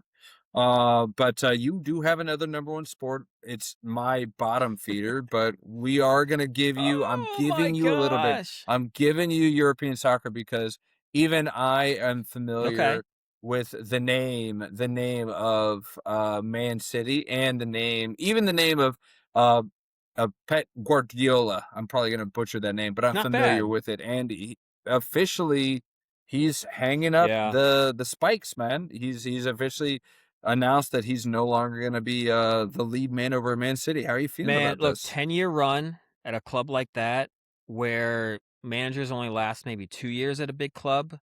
He's probably the greatest coach of all time. I mean, he's got to be up there. For English Premier League, but just in general. I mean, he did a 4-peat in the English Premier League. You can say what you want about the EPL. It's the best teams maybe aren't always there, but it is such a physically demanding league, and all the other cups you have to play to get through that and win 4 in a row. I think he won like 6 total in his 10 years. He set a bar that you had to almost be perfect to win that Premier League. I mean, I think Liverpool and Manchester City one season both had over 100 points. Arsenal didn't have 100 points this year. Liverpool would have won almost every other year in the Premier League except for that year, because Man City just would not lose a game. But he's the one that turned Messi into Messi. I looked at something because I was like, what were the exact years of his dominance with Barcelona? Because his time at Barcelona is considered like the greatest team of all time. But in the last 25 years, he's probably got 10 teams in that top 25, from Barcelona, Bayern Munich, and Manchester City. That's one manager with 3 different clubs. That's crazy good to do that. Yeah, I mean, I know Mr. French does not like the tiki-taka style that he kind of created, but with those guys that he had on that Barcelona team, Xavi, Busquets, Iniesta, Messi, those 4 could not be stopped in that style and made it fun to watch. But he's relentless. I mean, he did not pull any punches. If you weren't good enough, he would tell you, and he would simply say, I mean, he came to Manchester City. They had won a Premier League. He came to Manchester City.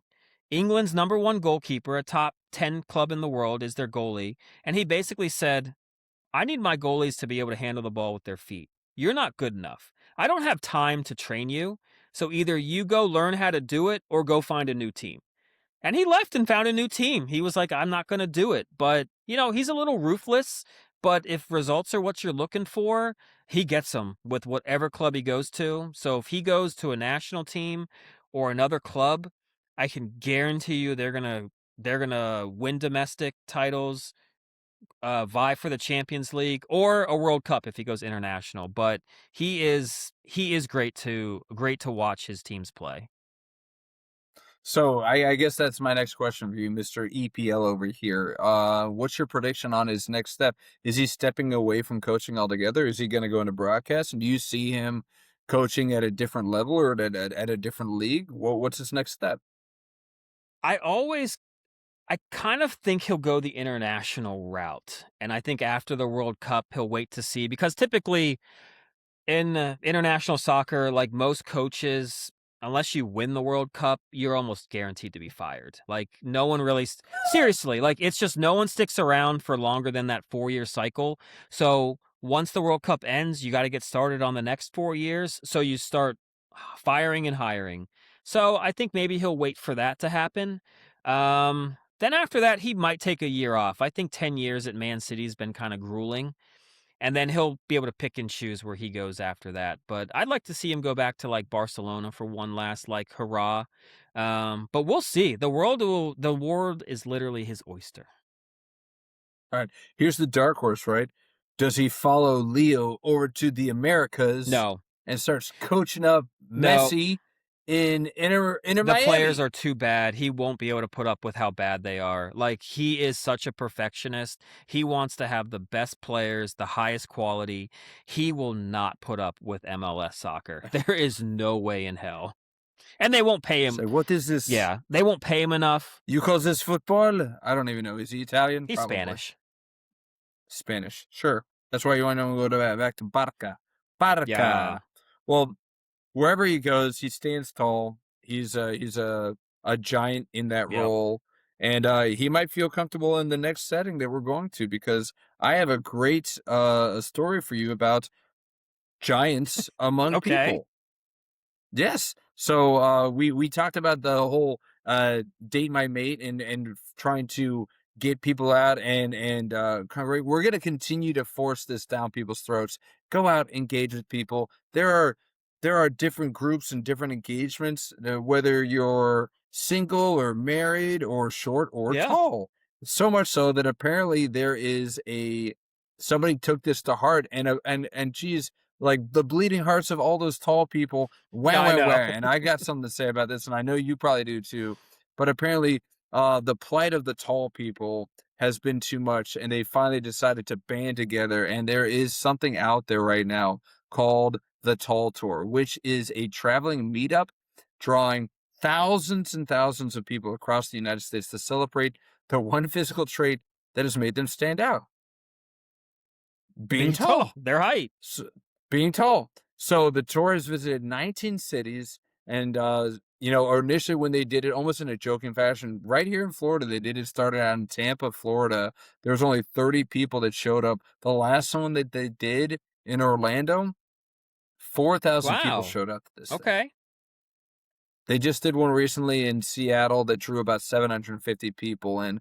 But you got one of the founders, he's 6'9", wears a 16-foot shoe. I felt, why did you even have to put in there? What are you bragging? Oh, I got a size 16 shoe, hard knock life. Don't want to hear it. But apparently these people had felt like outcasts, that they're like, man, I gotta duck through hallways. Cars are hard to get into. I can understand this for women. There's a woman that was quoted saying, dating as a tall woman, you feel like you're intimidating people. They associate you with being a warrior type. It's tough to have your height as the first thing people notice about you, because it feels like people are not really seeing any vulnerable parts of you. Pardon me if I don't feel horribly for you guys hitting the jackpot and being tall. And I'm 6 foot. I'm not small by many means. But for those of us that didn't hit that 6 foot mark, it's gotta be like, really, you guys, you gotta just, you're really feeling the hurt. I feel like it's harder being short than it is tall. Absolutely is. in every facet of everything, even athletic-wise. Like, taller guys, the longer strides, they're just take up more space, can look over top of people. I mean, it's the only reason why, like, Matt Coleman is actually, like, better than me at anything is he's just tall. Like, that's it. There's really nothing else to it. Well, and again, for women maybe, but for men, it's like, you can be the ugliest MF out in the world, but if you're 6'5", you're attracting Look at women. Chet Holmgren, man. Like, you know he pulls. The goofiest he pulls. He pulls. Absolutely. Like, girls like to look up at the guy and be like, oh my God, I just feel so small in your arms. It's perfectly fine. Must be nice. Yeah. Yeah, no, but but I want to know, it's like, I was trying to look through this year, and they gave out like tallest man and tallest woman in attendance, so they're really shouting out these people. They have generations, like a mom and her son. Mom's 6'5" and her son is 7 feet tall. They got announced at this meeting as well. It's absolutely insane. But it's like there's an event where some of the hosts were 7'3", 7'4". I kind of want to go to this event as a 6 foot man. I just be like, yeah, us tall people. All right, how's it going? All right. And just see if they kick me out, or if this is really all inclusive. Or how tall are you? I'm 5'9". 5'9". Yeah. I didn't do that to rub it in your face, but at 5'9", that's adorable. But that's the average, man. But that's what I should do. The next punishment would have been, it's like, I'm going to find the next too tall or tall tour. And then they'd be like, you have to go. And you have to stay for the whole thing. They'd be like, yeah, it's rough being tall, isn't it, man, guys? And just see. No, that would, you know what? I mean, they would probably kick you out. It'd be very discriminatory. They think It's just rude. Absolutely rude. They think they've got it bad. Oh, they look at us and judge us a certain way. The only way that being tall has an effect on you all in a negative way is because people will ask you to grab things that are up high, like in a grocery store or anywhere. That's got to be annoying. That's the only thing I'm going to give you that I think is annoying about being tall. When people are like, hey, you can reach that. Can you get that thing for me? And like, don't even ask politely. They're just like, oh, hey, you're tall. Get me that. Yeah, I could understand that. But everywhere else, you guys got it made. I don't want to hear it. I really don't. It's like one of the quotes. It's like, sometimes you just want to go through the airport and be left alone. It doesn't happen for us. We usually get a lot of whispers. We get it. It's shocking to see tall people, but sometimes it does get all. Stop. Yeah. Nobody's making fun of tall people. I've never, I think, ever in my entire life seen somebody getting bullied for being too tall. Nope. You are the bullier. You've been the ones that have bullied everybody. It's like, hey, long legs, haha, joke's on you. You got to reach that. Sucks to be you. It's like, no, come on. Seriously? Like, oh, you're the first pick in every single athletic draft that we ever have. Oh, that must really suck. Oh, wow. Yeah, a lot of the complaints are, it's like, yeah, people just automatically, this is the only place where we go where the first question we don't get asked is, oh, you must play basketball. That's the first thing.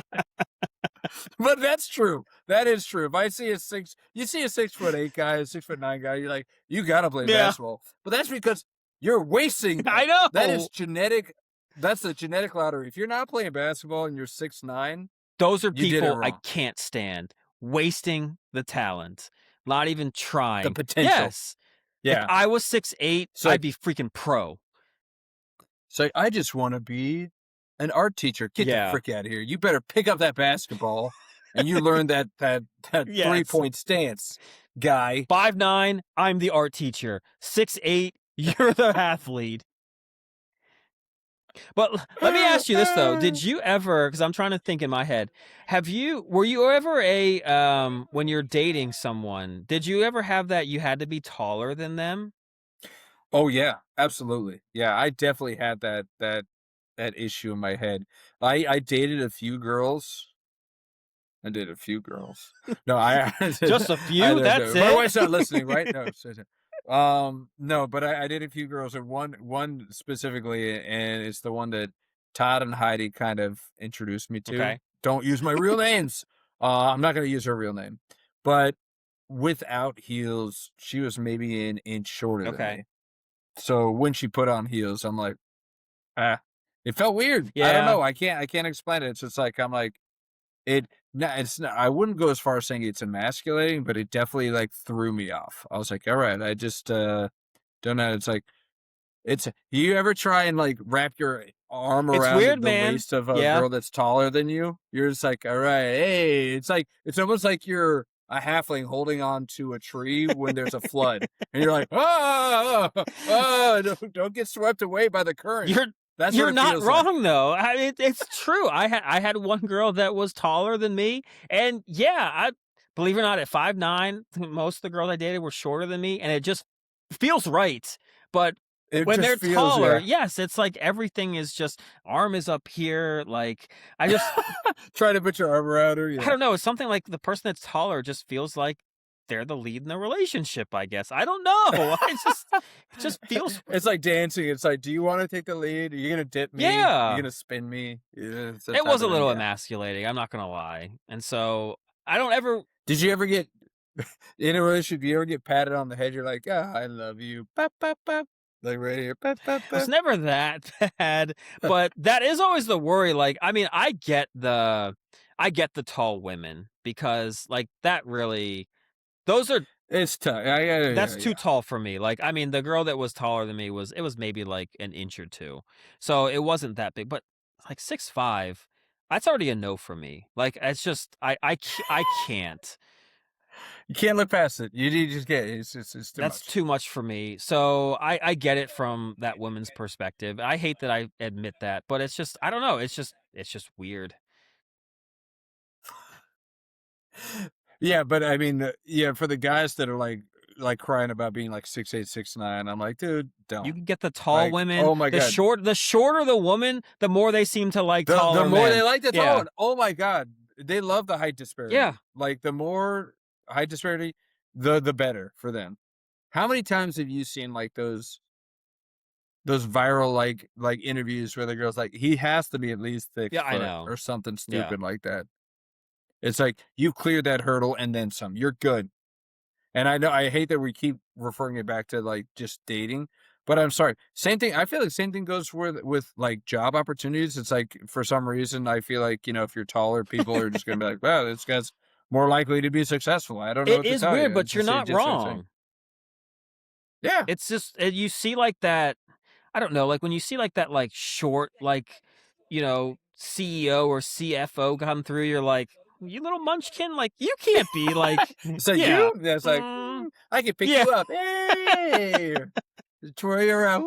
But when they're like Whee! 6'3" and like somewhat built, you're like, They- oh, they have a commanding power. You're like, okay, Yeah. this is a lead right here. Yeah, it's our primitive or like just response to it. I It suppose. really is. I mean, look, let's be honest. The first time when you mentioned like a size 16 sneaker, I mean, what did you think of after that? Because Huge socks, huge socks. Absolutely, yeah. so yeah, that primitive thought of ours, it's just I don't think it's ever going to leave us.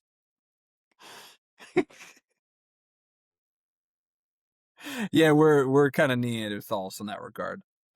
But yeah, I have trouble like smallest fiddle singing the saddest song for these people. Good, I found you found your herd of people where you're like, hey, it's like I'm not actually like I might actually have to like look over people and I feel kind of minuscule in some portions of it, but.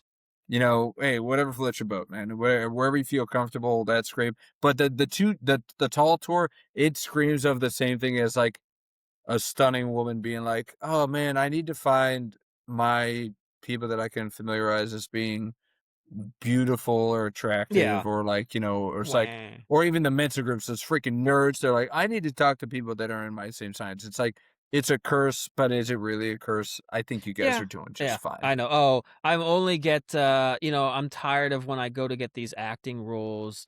They only get me in like the roles where I'm like super attractive and I just really want to be like a really good actor. It's like, oh, wow, like you're in like every hit movie because you're just really attractive. Wow, I'm really gonna feel bad for you. What actor are you thinking about when you're saying that right now? You've got somebody. Megan Who are you Fox. thinking of? Of course. Damn you, Megan Fox. No, but Being so I beautiful. think there's been like a few others that it's more when they've gotten like, I'm trying to think off the top of my head, but it's when they've gotten older, they've just like looked back at their career and they're just like, all I really ever wanted to do was just, have like a normal role, but I couldn't. You know who's perfect for it? Brooklyn Decker. She was a great on The League, but then she tried to do that stupid show with E from Entourage on like CBS. Okay. And it was so unbelievable because it just came across as they're just like, I'm sorry, Were they in a relationship on the show? I don't know if those two were, but it was like they're like two sets of friends. But it's just, they try to be like the everyman Joes, but it's kind of to that detriment. You're like, you're too hot to actually be. I can't consider you as just being like a florist. Like, I'm sorry, like that's not your job. Like, you're too attractive. That's not so your I job. can't believe this sitcom like at all, because this is not what your job would be. So I mean, maybe it is kind of unfair sometimes, but I still don't feel bad because you're beautiful, so you get whatever job you show up to at the interview for. That's true. So you know what show it reminded me of? Like when it came to that, it was two shows actually. One is The League, and Pete in The League. If you ever watched the show The League, smoke show after smoke show, and he looks like you or me, and I'm like, there's no way you're pulling this kind of tail. There's absolutely no way. This is completely psyching me out of this show. But the other one, and it's very popular, we reference it all the time, is Seinfeld. Jerry Seinfeld pulls smoke shows on that show, and I'm like, I get it, you're funny, that's attractive, but no. Come on. Even George sometimes pulls a few. He pulled Marissa Tomei. I mean, come on. He did pull Marissa Tomei. Yeah, she was obsessed with George. Absolutely. Oh, man. But, I mean, I don't even know where to go with this here, man. This has been such an show. Guys, Semco is going to clean this up, but you have no idea what we went through on this show. Good God. Everything that could have gone wrong did go wrong, but we powered through, we persevered, and somehow you wanted to quit after like 30 minutes. 30 minutes, you're like, do you want to just call it? I'm tired. It's getting late. But we powered through for you. Yeah. We made it through another season or another episode that might not have been our perfect one, but sometimes that's our best work, is when it all kind of goes off the rails. I think we pulled it together. I think it'll be all right. But I'm apologizing. Well, I'm going to put something in the disclaimer. You got nothing to apologize about. Yeah. You know what? We're out here. Everything was kind of going sideways. Yeah. And we're doing it remotely. We need to get back to seeing each other. We're better in person. Much better. We did our slideshows in person. We did the Peapod Segway in person. Like, we're the best in person. Okay. They're really, if we could task, I would love it if like Jimbo or someone could kind of the best clips or the best things when we get to like 50. This is episode 28, so if we get to 50, I kind of want to do like a best of and just like some Bigo segues from like the first episode to like the later ones, just like because some of those are just absolute gold. It's gold, Jerry. No, as long as you're smiling while you're talking about Eric Berry's cancer is in there too, then I'm all for it. Okay. Yeah. Why are you smiling? Oh man. One little parting gift though, by the way. We talked about Aaron Rodgers, and I gotta tell you, man, is that I do have something in common with Aaron Rodgers. I don't know if you knew there's this. A reason why I really didn't like you then deep down. I know. Aaron Rodgers and I have the same middle name. Did you know this? We're practically brothers. Brandon Eugene. Do you know what my middle name is? Eugene? Eugene? What? Do I look like a Eugene? Yeah, kind of. I don't know. No, you're sitting there freaking sipping your whiskey, reading a book. Yes, right. Yeah. Classy. Yeah. I'm a classy guy. My goodness. You have to say, come on, what's my middle name? You've known me for 20, 25 years. I don't know if I know you. I was going to say, I don't know if we've ever exchanged that, gotten that far in the relationship. I feel like the first 5 years, I only knew your last name. I was like, his name's Semco. I think I just knew you as just got a first name? Yeah. I think it was just Cher Semco. That was it. It's Charles. I give you ample time to say, yes, I am Brandon Charles Gordon. He's Aaron Charles Rogers. I don't know if we can. We might not get to 50 episodes anymore. I don't know. We'll see. No. Okay, Charles. Okay, is that? Well, so now I know how you like to do the full name for people. So when you're really pissed off at Aaron Rodgers, you can call him Charles. Aaron Charles. Okay. Rogers. There you go. Well, thank you for that, because there's going to be a lot of those, or it's just going to be like a sigh of intense frustration and no comment. I don't know. I'm gonna use this out. I'm just like Aaron Charles Gordon, ACR. Just put in an abbreviation there for you. Like, would you give? We'll end there in a second, but would you give the Steelers, take away what you really think about them, me? Do you honestly think they have any shot at winning a Super Bowl this year? What, this year? No. Yeah. I think they'll make the playoffs. And I like that he's actually showing up and trying to build a rapport with this new wideouts in Pittman. But no. Yeah. I don't What's it for? $25 million down the drain. Yeah. Might as well have just thrown out Aller or Will Howard or Mason Rudolph. I just pick some other guy. I don't know. Trade for Marcus Mariota. I don't really care at this point. No. Best backup in the league. I know. Yes. Best backup in the league. Going to need him a lot because, like I said, I think JD's just proven that he's not physically built for the role. Maybe he'll get smarter. You never know. Maybe we'll get smarter with our play call. I have no idea. But we'll get smarter and we'll get more tech savvy on the next episode, guys. Thank you guys for bearing through and buckling down. I'm going to throw this thing into the lake that's right by my hotel, and I'm going to get a new one. And we're going to actually have a working soundboard, and our volume's going to work, and we're going to be next to each other next time. Back in the good old VA, the CVA, the Central Virginia area.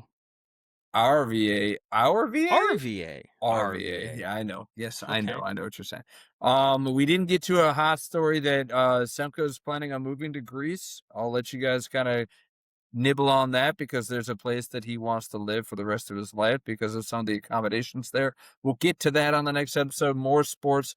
We'll be into the last run of the NBA and the NHL Finals. We'll see if Bigo continues to come out smelling like roses, and Semco can just keep eating. I'm ready for some new sports real quick. Hey, you can start working on that IKEA furniture, buddy, and see if you can maybe try and challenge the two-time champ. That should be one of our challenges. We had a food challenge, which thank you, Seabear, for sending us a good how-to to prepare for an eating challenge. But maybe we should just do like a bookshelf challenge. Okay. All right. Maybe we will. We'll get the missus to record us, and she'll edit it. She's better at editing than we are. Maybe we should just enlist my wife to do some editing. I mean, Jesus Christ. Help us with this. Yes, with this one, yes. However much it's going to cost. Please help us. But no, on to it next week. Wednesdays per usual. We'll keep recording. We'll get it out to you through the weekend. Enjoy your guys' weekend. Have a great one. It's going to be a long weekend. Enjoy your Memorial Day. Oh, yeah. Semco, I hope you have a great one, man. Are you off for work, or do you? I actually have to work on Monday, and it stinks. But you can't win them all. Had a great weekend this past weekend. Had 4 days off in a row, so kind of makes up for it a little bit. So it does. But I can't wait to hear how yours is. I'm sure you guys will go a little someplace. So I have no idea. Well, I'm sure your wife does. So you've got something. Yeah, my wife does. So if we're doing something, my wife knows, and we'll figure it out along the way. I can't wait to hear about it. I'm just the driver. Yeah. All right, man. Well, send us away, my friend. That's another episode of Undrafted and Overconfident, the two friends who've been arguing about sports for 20 years and still can't agree on anything. Hit that follow button. Drop us a rating. Follow us on Instagram at Undrafted and Overconfident. You can even email us at undraftedandoverconfident@gmail.com.